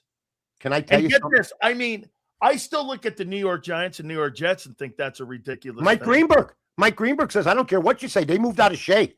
I've never been as enamored with them since. That's correct. What is a kid going to do to sneak in a football game now? Got to hitchhike on the Skyway? He's got to hitchhike from like the middle of town and hitchhike 25 miles? What happened to convenience for the customers? What happened to taking – these people supported the Chicago Bears since they've been here. And they're just going, fuck off. And they're going to walk away? No way. From us? That's not the town you do that in. Man. We're not the town you play. We will fight to get another team if they do that, but I'm hopeful. but I'm not. It's almost like false hope with the Yeah, McCaffrey. but you can't give the name. Listen, you got to do what the Browns, Mike. You've got to go on a crusade. Where They've already. You can't let the Bear name and you can't let the Bear history go. You know, like the Cleveland Browns said, fine, take the team, but the identity, once the team was given an expansion team, all those records and everything returned back to the Cleveland Browns. You can't let an identity go to another state. Well, here's the problem. The Bears, the mayor of Chicago, the turd that he is, said they're going to keep the name. The governor of Indiana says they're going to keep a name. So they seem to think they're not going to have lawsuits. They seem to think that they're not going to have class action suits. They seem to think that leaving millions of people that have been their fans for years to go to another state and try to pretend it's in Chicago, there's going to be a war. And the McCaskies can't afford lawyers. And the NFL will try to do their best. But you're right. Modell got around it. They had to put in a new rule. Well, we made an expansion team. That's why he's going. Yeah, but they're 38 miles away from us. So they ruined it for Washington. But Washington wasn't going to work there. You know, when they talk about the Bears moving, they go, well, look what happened in New York. It worked out. Why don't they talk about what happened in Pontiac? Do you care that Pontiac once had a World Cup event there? Does anybody remember? And that's why you're building a stadium so you could have a Final Four? Do you know that Pontiac held a Super Bowl? How embarrassing is that? Pontiac, Michigan had a Super Bowl, folks. By the way, Urlacher is completely against the move too. And now you've got legendary guys coming out from that organization also now saying that they're against this here too. Absolutely. Brian Urlacher and I are united on this. We've had disagreements in the past because people tried to say that he was better than Butkus at one time. And I said, I see both. He's not. I saw both. You couldn't put together a 30-minute tape on hitting. And no shade on Brian. He was a great player. Brian's a great player. He's not Butkus. Don't play that game with me. He's not and yeah, don't play that game. Brian is a talented guy. Yep. He's a grounded guy. Yep. He's a guy that a lot of people in Chicago don't like now because he likes 47. Yep. And so do I. I'll give you this right now. Where would Trump go? Now, he has got a boat in Hammond, but if Trump bought the Bears, they're going to Arlington. He'd build there. He'd build there. This guy built a 60-story skyscraper in Chicago. He pays property taxes. And their retail, he finally, after years, on the first floor of his building, got a restaurant in there. That's how stupid these people are. Oh, it's Trump. We're not going to do it. Well, guess what? Now they're starting to fill up retail space. Mike, did they wait for Virginia to die to do this? I don't know. But the timing is odd. The timing, I don't know if it ever happens with her. Maybe when they told her it happened. Is there any talk of them moving to Hammond when she was alive? Well, you'd have to look that up, but I can't remember. I don't remember any. I don't remember anybody. Hey, Virginia, what about Hammond? Never. Yeah, no. I looked it up. She goes to church in Arlington Heights. She went to church in Arlington Heights, miles from where they want to build. So I don't think that happened. My opinion. Maybe I'm wrong. See, because you never know with the Bears. They're good at lying about things. Look, they had a lawsuit against them, okay, by a white guy because and you can look it up, Chicago Bears lawsuit against white person. They needed an intern in law, and he looked at their website. He had to send his picture. He didn't get it. He sued them. They settled. This is not a family that's on the up and up all the time. I mean, because you got Kevin Warren in there, who's the classic grifter. Oh, he's so good. He's so good. He comes. I've never heard him hardly talk. He just stands there with the orange tie on. Does he understand? Nobody hears him. Does he understand at all? No. Anyway, the area of Chicago and absolutely not. He doesn't understand the heart of the Bear fans. He doesn't understand our heart, and he never will. And either will anybody under 40. They'll never understand. I was there in 63, freezing my ass off. I got a closet full of Bear stuff that I will never wear again. I won't burn it. That's childish. I'll give it to my nephews, or I'll never wear one if they move, ever. I will never wear a Chicago Bears shirt. I'll keep them, but I will never wear a Chicago Bears shirt if they move to Indiana. That's not happening. Let me ask you a couple team questions here. I love when you try to dig.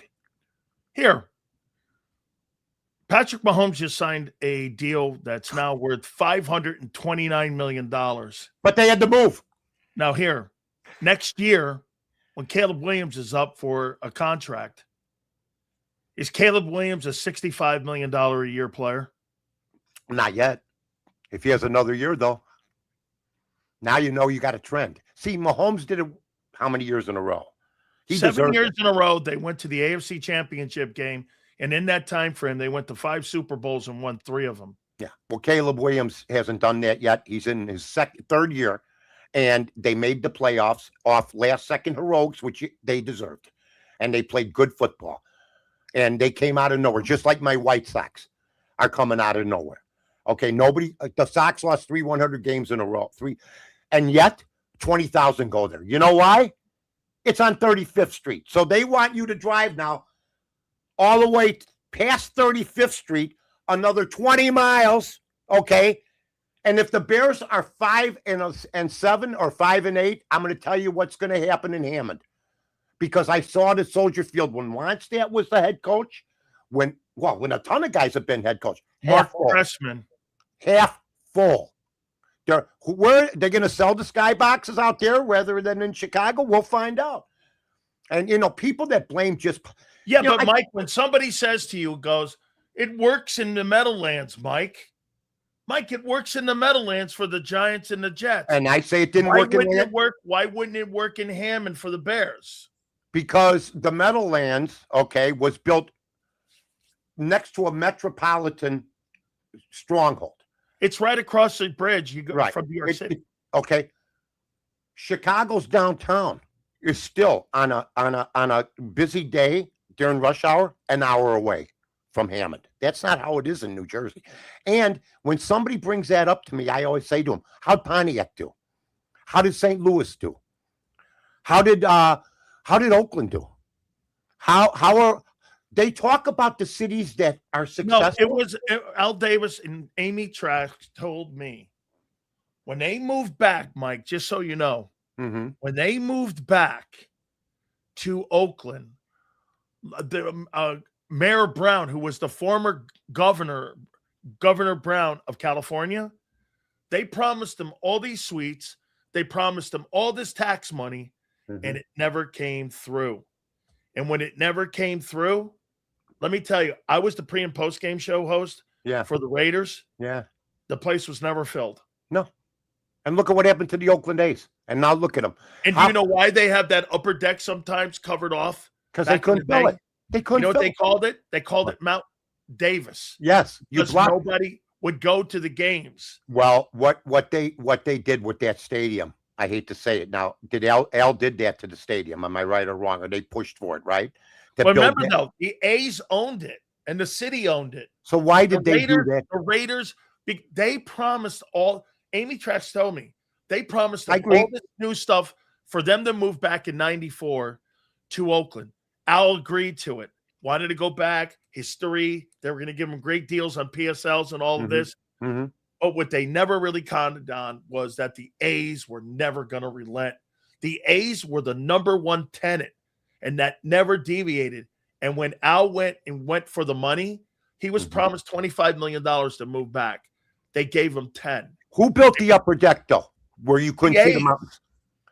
And did Al wanted that to increase? Al wanted it. That was part of the new deal for them to move back. I don't understand why you didn't talk to why did you ask Amy why they didn't talk to the A's? Didn't they own the A's were never in the conversation because the A's didn't want the Raiders back.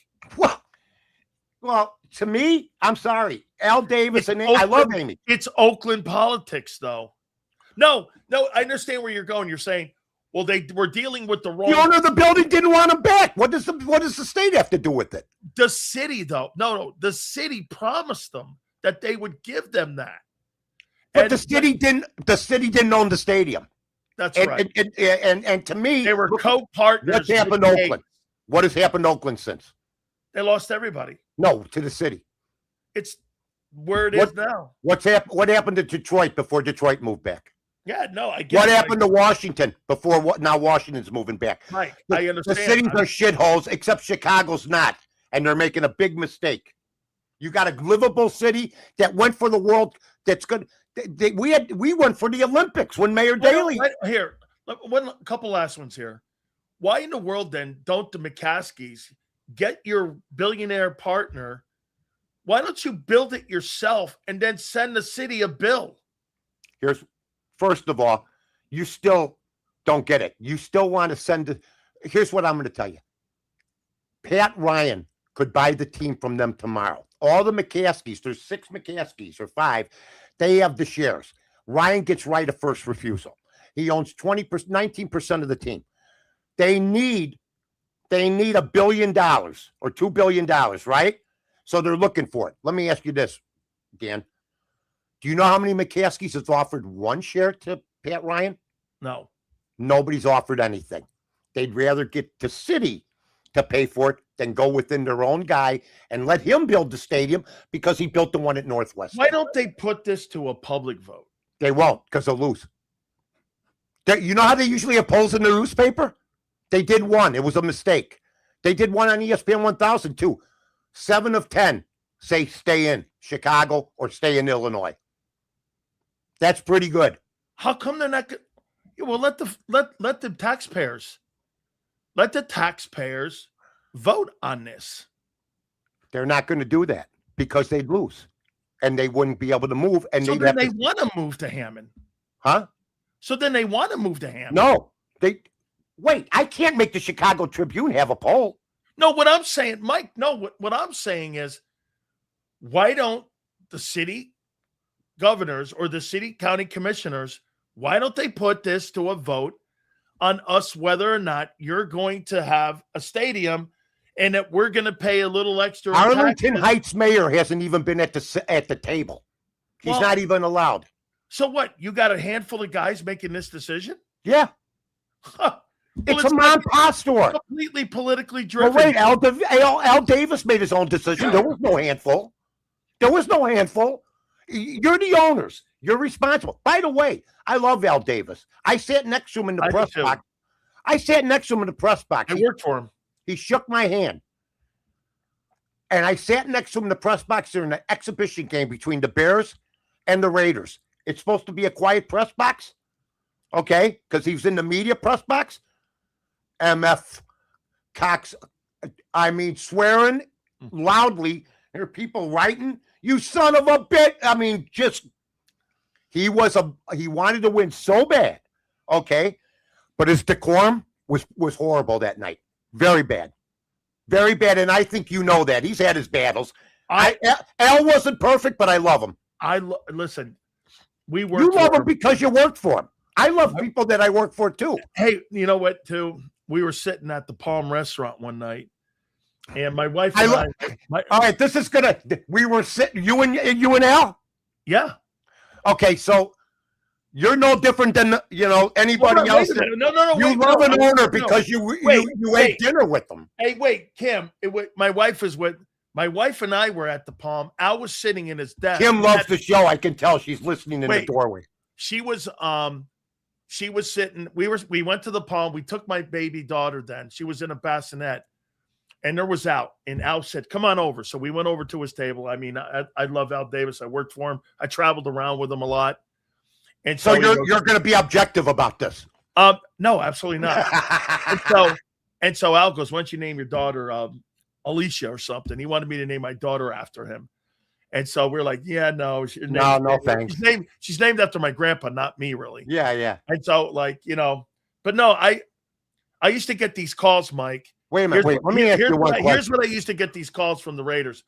Dan, it's Fudgy. That was his personal secretary. Dan Fudgy, Coach Davis is going to be on the line. I'm sitting there and I'm like, "Oh God, what could this possibly be?" He would do this. "How's that son of a bitch?" Oh, yeah. Warner. "How's that son of a bitch?" Oh, yeah. Tim Brown doing those traitors. They left the Raiders to go play for the Buccaneers. Those scumbags, Howard. And I'm going like, tell me what they're doing. I'm like, you know who he would love today? I'm not going to tell you what they're doing because I used to go to practice. Well, no, he'd want you to go on the air with it, and I'm sure you didn't because you know what? I had owners tell me stuff. I was close with Jerry Reinsdorf. He get this weekend on that TV show you were on. Mm-hmm. I've got Ed DeBartolo on this weekend, right? Mm-hmm. I love him. He called me personally and told me, Al Davis, that Ed was losing the team because of that whole Louisiana thing. And he wanted me to go on the air with it. And I was like, oh, God. Well, they ran him out of baseball, you know. Eddie DeBartolo. Yeah, he was supposed to buy the White Sox. Eddie DeBartolo Sr. was supposed to buy the White Sox. Yep. He was an outsider coming into Illinois. Jerry Reinsdorf and them fixed it. So because they used gambling ties, yet George Steinbrenner was seen with bookies when he owned the New York Yankees. And when he was in Cleveland. Yeah. So it's all a bunch of BS. It's a bunch of flawed people like we all are. And but moves that the Bears are anti-fan. They're anti-fan. You don't make Chicago people drive to Indiana to watch a Chicago product. You don't. And that's what's missing. That's what's missing here, Dan. It's the impertinence. It's the ignorance of just turning your back on people that made you. How do you think this ends, Mike? I still think they're going to Arlington. I've been here since the beginning. Just like I said that the Eagles should get rid of A.J. Brown. That was my first right one. This will be hopefully my second right one because you even know. Look, the fact they don't want to take a poll in the Chicago Tribune tells you everything you want to know. They know they'd lose. Look at this. Dan Sileo, Raiders. Yeah. And look at this card he sent right here. So he sent this. This is a really cool card that he sent. He said, Dan, you're the greatest. Love you very much. We love you for all your support. And we used to get so many great things. You know what's tough though? It's tough. I loved working for him. Yeah, but it's tough to get this, Mike. And here's me on the broadcast team, the 98 broadcast team down there with. I want to get you before you bring out your grade school photos. I want to tell. Good, man. Good. Reinsdorf was my buddy. Jerry Reinsdorf and I are like this. I used to tell him at breakfast, what the hell are you doing? What? He'd go back and I tell him, you should get rid of some certain people. And he'd go back and tell him I didn't care. And you know what? He didn't listen to me. And now look, he's got a team that averages 20,000. Now the Dodgers are coming to town. So Ohtani's coming to town. So they'll draw 30, 35,000 and they're in first place. But you got to be in first place to drive that far to even get 30,000. That's not the way it's supposed to be because it's inconvenient. The train station in Arlington is 10 feet away, Danny. The train station, there's a couple train stations in Indiana. They'd have to rebuild 5 miles away. Now you got to get in the car. So this whole thing's a nightmare. There's nothing set. Didn't you think they were gone 3 days ago? From all the headlines? Yes, I did. Yes. It's been handled poorly by the press in Chicago and by the National Football League. It sounds like to me that the press in Chicago is just doing whatever the Raiders are saying, or the Bears are saying. Absolutely, Danny. You're absolutely right. There's not one columnist in the old days. Columnists would go, Bears, are you crazy? There's not one columnist that has the guts. Now, Steve Greenberg from the Chicago Tribune, if you look it up, went down there. That's how Cap got his information. He went down there and wrote a nice piece. Granted, it's been a long time since somebody went down there. He went down there. I don't want to tell you what he thinks. Just read the article. So it's a bad scene here right now, and it should have been a feel-good year when we made the playoffs. Well, I'm glad that you survived the weather because it looked really bad the last couple of days there in Chicago. It was bad, and like I said, you would have been driving in a surging, one of the worst rainstorms in history, going to Indiana to a concert last night if it was being held. My friend, we will see you next week. Absolutely awesome stuff as always, Mike. Does the wife listen? I love it. Oh, no. Well, she'll throw a couple of shots. She's more kind of like behind the scenes. She's not. I know, like my wife. Yeah. Yeah. Like Phoebe. my wife doesn't like really to be out in front of anything like that. No, my wife doesn't either. But my wife helped me hook all. Does all this stuff for me. Oh my God! No. Listen, my wife was my producer for 22 years. My wife's been my agent and everything for like for years. Yeah. Let me tell you something. The story about Billy Joel. He got screwed by his manager. He had divorced his wife, but you know who he got as his manager? Yeah. His ex-wife. She used to tell him, "What are you doing?" She cared. Well, she was, right. So, like, my wife tells me the same thing all the time. She goes, my wife says, "Don't trust anyone." She says this. And she's looking at you with the stink eye, right? Yeah. She'll look at me. She goes, "You really believe that guy?" And I go, "Oh, that had to be at least she'll say that. She probably gave you the signal. You really believe this guy 5 times during the conversation." That's sweet. It's a sweet thing, and without our ladies, I'm finished about my lady. Like I said, I've been with my wife over 38 years. I've been with my wife 51 years now. We're going to be married 49 years next year. Yeah. And she backs me up to the hilt, and she knows the whole story, and she knows that nobody covers the stadium issue better than I do. Nobody, because I live both sides. Mike, you're Mr. Shea. You know what I'm disappointed on? One thing. What? You and me didn't hook up sooner. Yeah. Okay. You and me. Well, you know what? Because we're too busy trying to grind away and do our thing, and then but see, we got 10 more years. We got 20 more years. Yeah. I'm going to be 90, and I'm going to come on. I go, I'll have no teeth. I'll go, I can't believe they're going to move again. But Mike, same hair though, right? Yeah. You're going to be, how old are you? How old are you right now? 60. Okay. I'm 13 years older than you. So I'll be, when I'm 90, and let's see, 90 minus 13 is 77. You'll be 77. Don't blow a gasket here, Mike. And you'll be going, "Hi, Mike." I go, "Where's he at?" I told you what my mom does to me. I go, "Hi, Mom." She goes, "Hi, Todd." I go, "Mom, my name's not Todd." I was just kidding. She's 96. She tries to play the sometimers game with me. I hate it. Yeah, well, I'll tell you one thing I do dig about you. See, the industry hates me. But they love you, Mike. Come on now. No, they don't. Ask Momola. The industry hates. No, the papers hate me. Okay. I'm Ted Williams to the papers. Okay, and I from the other radio guys, I can do it. But if I had to get 6 guys from the 90s or 2000s that were in the media to be my pallbearer, they'd be 3 short. Okay. But they'd also be trying to get in my wife's limo. They'd be saying, "It's a shame about Mike," and they'd be trying to jump in her limousine. Mike, you're too much, man. Hey, listen, next week, my friend. I got to come out and see you one of these days. Where you at? San Diego. What a town. And when they lost the Chargers from that, great. Wait, no, I'll tell you. Mark Fabiani was the mouthpiece for the Spanos family. I'll set it up for you here. Hang on. All right. And Mark Fabiani came to me and said, if they don't build a stadium and they put it to a public vote, we're moving to Carson, California first with the Raiders. Check it out. That's awesome. I said, if you put this to a public vote, you're going to get crushed in California. That's right. They are not going to vote. Mike, the last stadium and the last place that was built was that 49er with municipal bonds.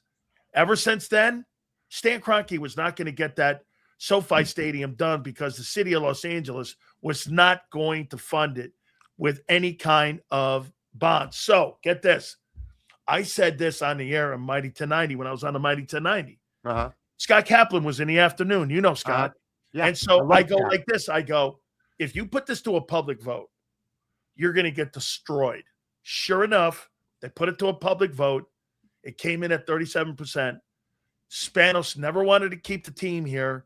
Every single year, he was trying to get the team to go to Los Angeles. So you know what Kroenke did? He told the people in Los Angeles, "Hey, fuck you. I'll build it myself." And the Raiders and the Chargers are not going to get the teams in Carson, California. They had a stadium built They went to an NFL owners meeting. Fabiani told me all this. And Fabiani worked with the Clintons, and he was the mouthpiece for the Spanos family. And he goes, they went to that owners meeting in Houston. They came back. Jerry Jones stood up with then Paul Allen. Oh, I remember. And then Robert Kraft and said this. The Raiders are not going where Kroenke does not want the Raiders to be a partner with them in Los Angeles. They want the Chargers. Sure enough, the Chargers get it. And you know what Kroenke did? He looked at Dean Spanos and said, I'm charging you $1 a year in rent. Basically rent-free. Yeah. You come here, yeah, and you're going to improve the value of your team, which it did, and they get some concessions. It's been a gold mine deal. And what did Kroenke do last week? He sent the city of Inglewood $440 million bill for the shit they said. My quick story is I was at Fenway Park with my crew. I brought the whole crew, John Momola, Jen Patterson. I used to take them on trips. I bought them all. We got tickets. I don't know if Rock was with us on the left field wall. So I'm sitting there, and there's a guy next to me. I go, how you doing? He goes, Jack good. Murphy? This was at Fenway. At Fenway, okay. I'm at top of the left field wall, the Green Monster, and there's a guy sitting next to me. There's a bunch of us. I go, how you doing? Mike North. I forget his name. It was one of the Spanos kids.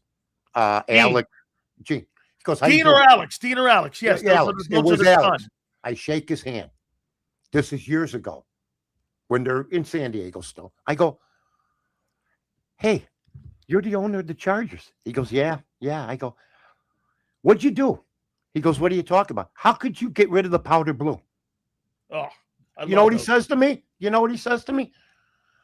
Well, we bring it by. We bring them back once in a while.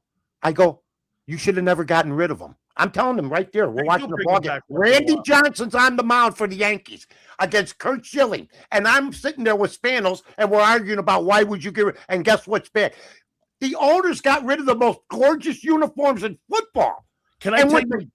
Dog shit blue. What are you doing? Let me tell you the story of the Chargers, how I learned this story of the Chargers. You know how they got their name? No. Okay, check it out. So when the AFL teams were being bought, I like the name. Hold on. Alex Spanos told me the story. So I go, how did they become the Chargers?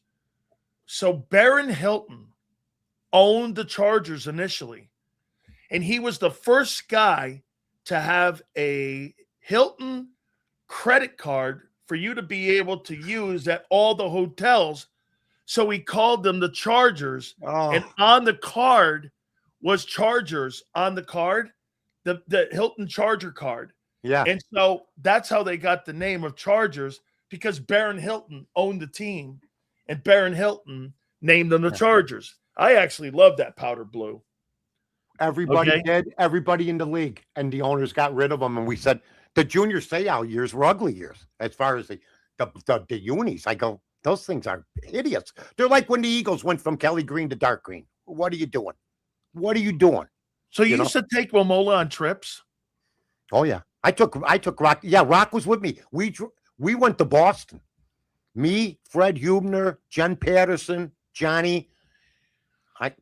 What station were you at then? What station? I was at the Score. At the Score? I was at the Score. Oh, I was wrong. I didn't care. I spent money. Was Rose in your boss then? What? Was Rose in your boss? No. Why are you so infatuated with him? You bring him up almost every show. Is there something that happened between you guys? No. Huh? No, well, because I like Mitch. He's been here a long time, but I worked for guys before. Mitch came my last year. But you never answered me. What you bring him up all the time? You guys. Well, no, I know. Whenever somebody brings up somebody a lot, there's got to be a positive connection. Well, because that's one of Mamola's boys and all. In like, oh, that's fine. Okay, well, I thought him and Chernoff were assholes. Well, I know Mark. Okay, and Mark tried to recruit me and Dan Jiggets. Mark, this was when all the radio stations only were separate. And he says, this is Mark Chernoff. Jiggets comes up to me and he says, listen, we got a meeting at O'Hare Field tomorrow. I go, what are you talking about? He goes, there's a guy named Mark Chernoff coming in. I go, from the Fan? I know who he is. Yeah. Mike Lupica and Len Berman. He's not hitting it off with. So what happens is he flies in, okay, and he made us a nice offer. But we decided to stay here because I'd rather be a big fish in a little pond than go back over to WFAN where I was a Chicago guy. But they did throw me a caveat. When Imus got caught with the Rutgers stuff, they brought me in 3 days to sit in. Well, he offered me something, and he said something about Stephen A. Smith, and I go, if you're in the Stephen A. Smith business, you're in the no business. He goes, you don't think he's good? I go, I think half that station you have right now is not that good. And see, this is back when I didn't know I had not a lot of decorum about myself. If you feel, I've always been that way, Rock. I didn't. Yeah, care. but it rubbed him the wrong way. Of course it did. And so, like, I never really thought he was a good programmer. And well, so, I will say this. I told him the Score was the first sports station in Chicago to have sports from beginning to end. I told him, you're a one-trick pony. All you got is Mike and the Mad Dog. I said, you got Imus. I met Imus. I go, how you doing? Donnie goes, brr, and he walked by me, you know? You know what I mean? We had Jesse Jackson on the day following the Imus stuff in studio. Oh, yeah. I called him up. I said, you want to come talk about the Rutgers situation? I'd like to do that, Mike, if it's all right with you. Oh, Mike. That's how he talked. Here, Jesse Jackson. I said, you want to... He goes, you know what he said? Rodman and Jesse Jackson. They were both, you're crazy. Wait. I got a guess for you. May I bring somebody in here? Of course. Hey, Joe, do me a favor. Bring up Philly Godfather right now. Let's get the three of us in. What's up, mate? How you doing? How you doing, Philly? Man, Are you ready for the Eagles? You ready for the Eagles to move to New Jersey in about 5 years? Birds are going to Camden. Birds are going to Camden. One of my favorite people. I started out in the handicapping business. He brought me along when I had to change up. I had to change my reinvent myself a little bit. Gave him a call, brought me in for about, I think, a year and a half. We had some of the best times. We talked. We had a good time. And then Philly says, we'll help you along. And then Philly found out I didn't need that much help. I was making some good picks for him. We had a great time, didn't we, pal? Yeah, and you had the priest outfit. What was it? The Bookie Priest. Oh, he was the best. I might have to make an appearance. I do want to tell you this, though. I love you, and I love your kids, and I love your cars.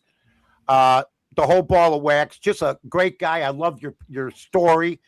But every time I see you, I told Danny, I just want some Saganaki.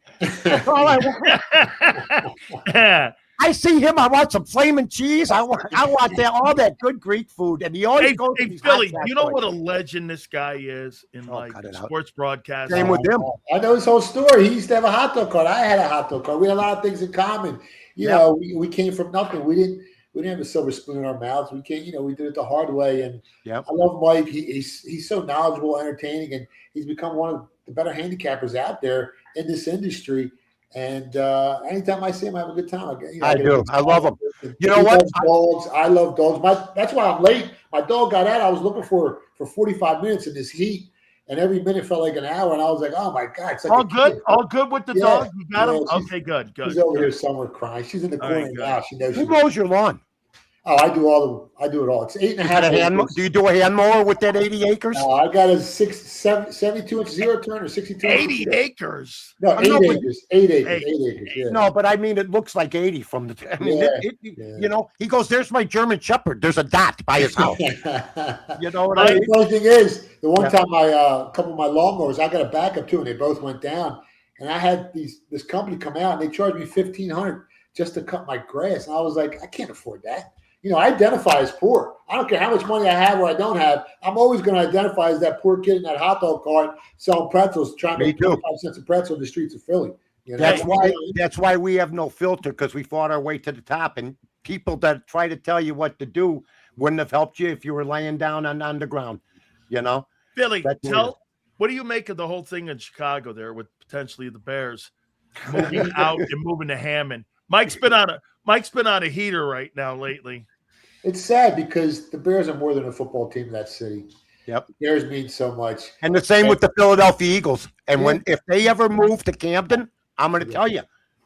Here's what I say. If the Bears are successful, if you can move the Bears, you can move Philadelphia. That's right. I mean, Washington moved and, okay, they're moving. Nobody cared. If they stay in PA, they go out into the county because most of the fans that come to the game, they're all from the 5 counties surrounding Philadelphia. Right. Because the tickets are, they're not cheap anymore. So if they move, as long as they're in PA and they move out to the county, that's no big deal. But to move out of state, and, the guys that went to the Bears games for years and they suffered through so many losing seasons. And, the 85 season was magical. And last year was amazing. And I loved that team last year. And, Caleb Williams has come a long way, the cardiac kids. And I'm hoping for another big year. But when you move out of state, you lose some of that luster. And it hurts the fans. It does. So that's all. He capsulized it perfectly. What can I tell you? Hey, Mike, I will catch you next week. We love you very much. I love you guys. Much, man. I love you both. Philly, God bless. Say hi to the kids. God bless you. And you too, Danny. Take care, guys. You got it. I'll see you next week. That is my friend, Mike North there. Right? Yeah, he's the best. He's the best. Man. I love that guy, man. I wish to God that we had hooked up like, a guy did a couple books on us. Okay. And a guy did a couple books on us like a couple years ago, and they had about 7 of us. And Mike North was one of them. They interviewed all of us, and I had no idea who Mike North was. And then we got a chance a couple times to talk and all. And they did a chapter on each and every single, some of the top sports talk guys in the history of sports talk. And they put me in this book. And so I talked to him. Angelo's in the book. Howard Eskin was in the book. So it was really interesting to meet him, but he's a hell of a guy. Speaking of books, how's it going? Doing great, man. Sales are through the roof. We're speaking at prisons, colleges. We got a book signing June 27th. And he was talking about Saganaki. It's at Zorba's restaurant in Philly. It's the second time. First time it was sold out. And they asked me to come back down there. So we're doing another one there. Then July 19th, we're doing one at Rittenhouse Square in Philly, the prestigious, Richie Rich, yuppity neighborhood, Rittenhouse Square at the Butcher Bar. But everything's doing great, man. And if I can change someone's life, like when I wrote the book, I didn't have any intentions of maybe motivating and inspiring people, but so many people come up to me and so many different chapters connect with them and they feel inspired. And they're like, man, thank you for writing this book about your life story. And it's not just my life story anymore. It's our life story, everyone that reads the book. And I'm just thankful I've been able to help some people out because, I went through a lot, through some really bad times, and I never surrendered, even though I felt like maybe, I was close. But you just got to keep fighting, keep swinging, and keep doing the right thing, and things will change, man. So it's temporary. Those bad times are temporary. What do you make of the A.J. Brown stuff and everything, like a week later about him being dealt and them dealing him and sending him to the Patriots? What do you make of that? I mean, we knew he was going there after that San Fran loss in the playoffs last year. It was no brainer. It sucks because he's such an amazing talent on the football field. There's one A.J. Brown in the entire world.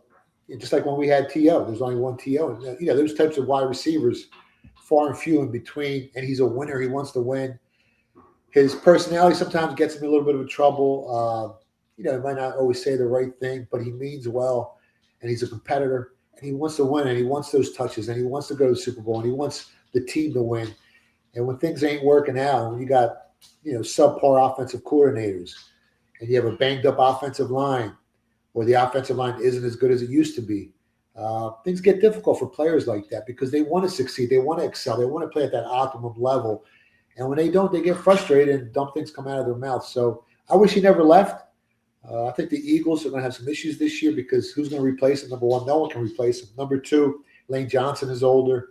He's been banged up over the years, and he means so much to that offensive line where if he gets banged up again this year, Eagles could have some serious issues, moving the ball on the offense. Saquon Barkley's great, but if you can't create those holes, I don't care how great he is, it's going to look like last year. It's going to look like a very slow and efficient offense. Hopefully, they get it right, and hopefully some of those draft picks are prospects instead of suspects. But I don't know, man. It's shaky. The NFC East got a lot better. Giants got better. The Cowboys got better. It's not going to be a cakewalk this year, Dan, in the NFC East. I want to address this because I want to ask you another question here about it. Damn Sills, I was in El Cajon National City. Brother, we will. I love this guy. He's really cool to the program here. Thank you so much, Marsh. All right, well, has the odds changed at all for the Eagles since A.J. Brown has left and gone to New England? I mean, No, are they still in the room for the conversation for winning the NFC? I think they're like 7th or 8th best odds to win the Super Bowl. They're still odds-on favorite to win the NFC. Their win totals haven't been adjusted. Still, I think they're at 10.5. Cowboys are at 9.5, and both the Giants and the Commanders are at Redskins, whatever you want to call them, are at 7.5. So it's a lot closer than the last couple of years. Giants are, could they be a sleeper? Yeah, they got a great coach. They got a young quarterback who's really good. They got a good defensive line. Depends. I mean, if the draft picks they got, if they all work out, it could be there. Cowboys definitely. They got probably got the best quarterback in the NFC East with Dak. But Cowboys are the Cowboys. They're kind of like the Chargers. You're always expecting big things from them, and something always happens. Injuries, something, brain cramps in the playoffs. But yeah, it's going to be a lot tougher division. But the Eagles are still the odds-on favorite to win the NFC East. I would say this to you, for me, and you tell me how you read this. There's people that are these Jalenites that are psychotic, and that this guy just can't do anything wrong. So in 2023, Howie got ahead of paying the quarterback. They paid him $51 million. They made him the highest paid player in the league, right?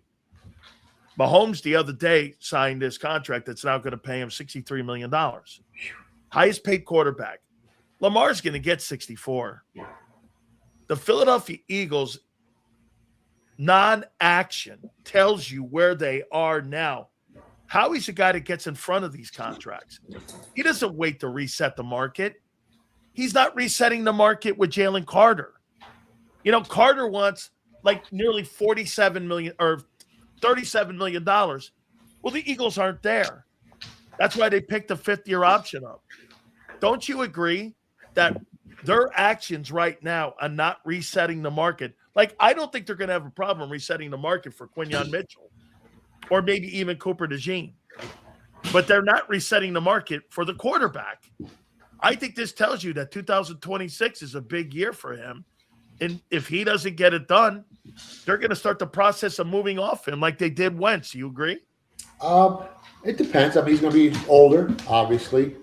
His numbers have declined. He's not going to have the weapons he had before. AJ, big losing him. It depends on who they can get to replace him. They know what they have with Jalen Hurts. They know what they need to go get to win with Jalen Hurts, right? They've done it. No one ever called him an elite quarterback. He's had a great career. He's a great football player.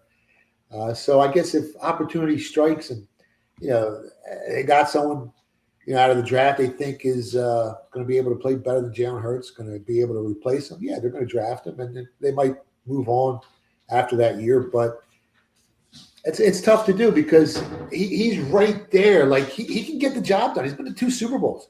It's hard to get rid of that type of quarterback, even though he's not elite, even though he's not going to, the more he throws the ball, the less chance your team has of winning the game, which sounds crazy, but it's the truth. Vic Fangio, how long is he going to coach for? That defense is still strong, one of the better ones in the NFL. And if that defense is top 5 again and that offensive line is healthy going into the 2026 season, it's hard to get rid of them, And if they have success this season, it all comes down to the success they have this year. His numbers don't have to be great, but it's the success of the team that would determine whether they're going to move off from him or they're going to keep him around. All right, dude. Game 5. I mean, hey, by the way, when you're a bettor like that and you're a guy that sets the market here and you put that and you see a 29-point comeback, that's got to make you. How do you go through that when you're going like this, 29 points? Are you, because if you set the number and you know that game's supposed to be around that, when you see a lead like that, the lead probably doesn't wig you out like that, does it? No. You know that number is going to end up being around that by the end of the game. Is that what you were thinking the other night during that comeback? Well, the Spurs came out red hot. I think they hit 11 out of their first 12. Or Yeah, 13 they shots. were insane hitting the three in the first half. So the first thing I said was, this can't continue. Right. Well, I mean, it's hard jumping on the Knicks when they're down 29 points. I think you got like 25 to 1 on your money to come back and win the game. And I was sitting on I had the Spurs plus 3.5. The line was 2.5. And I actually, intuition decided me, said, I don't feel comfortable with just 2.5 points. So it was the first time all year where I bought a point. And I laid 25 cents. I laid an extra 15 cents on the juice to do that because something inside me said, and then when I'm watching the game, first quarter, I'm like, I'm not even going to need the insurance. But the way they came out so fast, everything regresses back to the mean, and I didn't expect it to regress all the way back to the mean, and it did. You're thinking the Spurs are going to be able to hold that team off because, the NBA all comes in waves. It comes and goes. It's never linear the way these teams score. But I've never seen a 29-point comeback, in NBA Finals history. And that Knicks team is a different kind of animal. And I've talked about it. We talked about it on the show a couple times. It's just they play very good. They're a real team where the Spurs are top heavy on Wemby. What do you think happens Saturday night? One or two things, right? Either the Spurs have surrendered mentally after that crushing loss, and they can't come back from that, or the Knicks, they might have overspent emotionally and physically to come back from a 29-point lead. And usually the following game, teams come out a little flat when they have to overcome so much mentally and physically. It's back in San Antonio. Travel for the Knicks, but they're both traveling back. Did the Knicks empty their tank? That's, I kind of like the Spurs here, -5. I know they haven't covered a 5-point spread against the Knicks all season. I mean, the two games they beat them by were by a point or two in both games this year. I kind of like the Spurs a little bit. The Knicks are a different kind of animal, but everybody's human. And I think they come back down to earth a little bit. I think the Knicks win the series eventually, but I think the Spurs might have enough to win this one and cover the spread. What do you think would be the MVP for you? Is it Jalen Brunson? Or is it OG? They both played lights out. I mean, Jalen Brunson is the quarterback of the team. Without him there, they don't win the NBA championship. They don't get to the NBA championship. He's done so much. But just for this series, I mean, Cat's played well. OG's played well. You give it to either one of those three guys. I would give it to Jalen Brunson because I know what it takes. I played point guard 6th, 7th, 8th, and 9th grade. We had undefeated teams. Todd Rucci, who played for the Patriots, was our center on those teams. And I know as a point guard, you make other guys look better. You make other guys play better. You find the open man. Your basketball IQ, I mean, Jalen Brunson's basketball IQ is off the chain. And I played basketball in middle school and high school, and it's a totally different level. But I can only imagine what it takes to play, that position in the NBA. And he's not the biggest guy in the world. He's one of my favorite. He's quickly become one of my favorite players, Dan. Me too, man. I mean, is it wild that something from New York is actually rootable? Like you can actually root for that team. And I love seeing Jay Wright there. First person he goes over to after the game, he goes to his mom and his dad. His dad's actually an assistant coach on the Knicks team, which is insane. Then he goes over to his mom. His mom's there, then Jay Wright's there. I don't know. It's got a Villanova vibe to it, doesn't it? It really does. He kind of brings a Philly vibe to that Knicks team. Yeah, look at the Knicks fans, too. By the way, one thing that the New York Knicks and New York fans are not used to, you can tell, it's celebrating. Yeah. Kicking the shit out of somebody after you get a win. To me, dude, I'm looking for a beer and I'm looking to get laid. I'm not looking to beat someone's ass. Yeah, I'm happy. I'm looking for an Italian meal or a slice of pie. And I mean pizza pie. Yeah. And I'm going like, these guys are like, hey, you see, I kicked the shit out of the Spurs guy. Hey, that's quite a watch party. I mean, and they got some of the pizza in the world up in New York. I mean, you go to Brooklyn, you go to Scars. There's so many great pizza shops up there, like you said. And I talked about the whole Jay Wright connection before the series started, and I think I might have talked about it on your show. Jalen Brunson's a winner. He won 2 national championships. I think he won, a couple Player of the Year awards, whatever he won. He's a Jay Wright kid. He knows how to close. He knows how to win. What did Wemby ever win?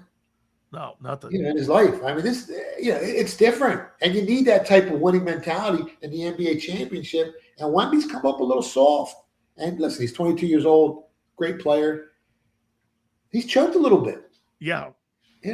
Where that Jalen guy Brunson, is not Jabbar. No, he's more like Ralph Sampson to me. He's a lot better. He can dribble, he can shoot. Obviously, he's a much better talent. Ralph Sampson was probably the best college basketball player ever, or one of them.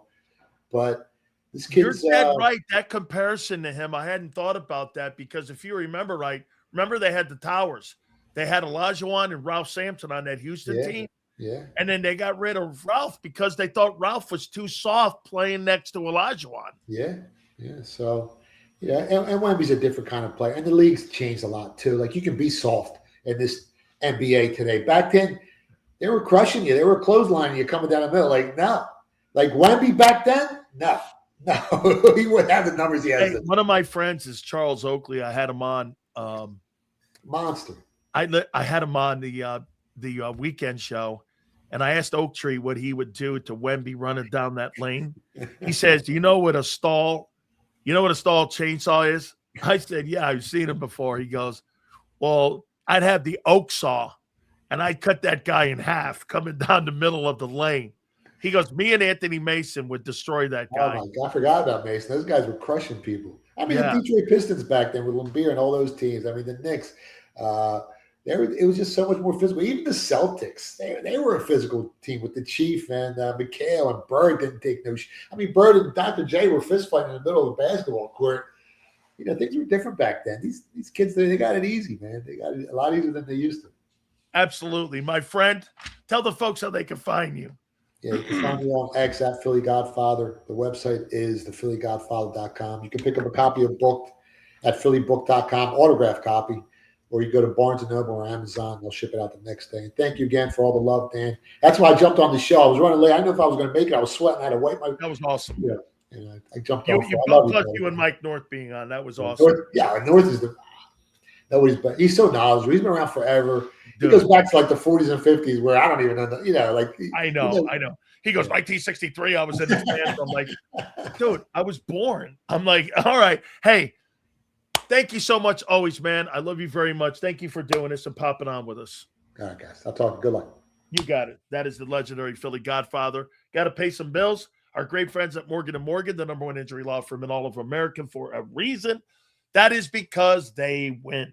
Told you about the family in PA that was initially offered $650K. They got nearly $30 million in settlement. The family down in Florida, they were initially offered $350,000 and got nearly $12 million in settlement. Do me a favor. Go to forthepeople.com/big sales or pound law 529. There is no firm like Morgan & Morgan. It'll be the easiest decision you ever make in your life. Go to forthepeople.com/big sales or pound law 529 and do me a favor. You tell them Big Sale sent you. There's a reason Detective Johnson is the gossip king. Oh, did you hear? Jackie and Tom are getting a divorce? Sad. Well, I heard that Ashley had work done on her face? Yeah, oof. Just like there's a reason Morgan & Morgan is America's largest injury law firm. Injured? With over $25 billion recovered for our clients, there's a reason to go big. Bathroom? Okay. Morgan & Morgan, America's largest injury law firm. Oh, okay. Ignite your nights with free live entertainment daily, only at Live Casino and Hotel Philadelphia's Center Bar. 7 days a week, enjoy some of the region's top party bands, performers, and DJs as they take the stage in the heart of the casino action. Great cocktails, live music, and lively moments. It's all happening at Center Bar at Live Casino and Hotel Philadelphia. Visit livecasinophilly.com for more details and the complete list of upcoming events. Must be 21 or older. Gambling problem? Call 1-800-GAMBLER. This is Eric. When he got injured in a car accident, he called Morgan & Morgan. He not only gets a lawyer, he gets trial lawyers like Sam and Jessica, who are in it to win it. He gets his own investigators with briefcases, leather ones. And if you ever have questions, our customer service folks keep things rolling. Injured? We're your army. Morgan & Morgan, America's largest injury law firm. Welcome to the Jet Setters and the High Rollers, to the Shot Takers and the Tastemakers. Welcome to the Viewfinders, the Thrill Seekers, and the Night Owls. Welcome to everything you could possibly want on one 5-mile island. Welcome to the Wildwoods. Book your stay today. In our hometown, we all look out for each other. We go the extra mile to lend a helping hand. We step up to keep our communities going strong. And at Independence Blue Cross, we're here to keep you going strong. We've been deeply rooted in our communities for more than 85 years. And that connection to members has earned us our spot as the #1 health insurer in the region. So while you look out for your neighbors, know IBX is always looking out for you.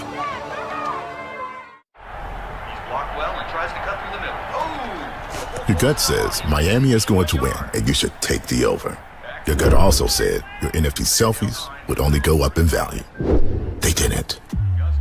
But your head is on Sports Grid and knows the QB is in concussion protocol.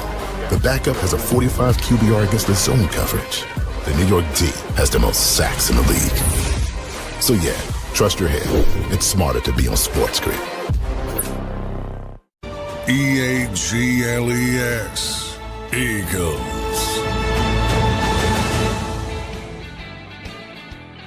I'll be watching the United States versus Paraguay tonight. So I will. Guys, I appreciate each and every single one of you coming aboard here. Please hit the like button. We'll see you Monday. God bless. We'll see you Monday, 2 to 6. We'll catch you on the flip side.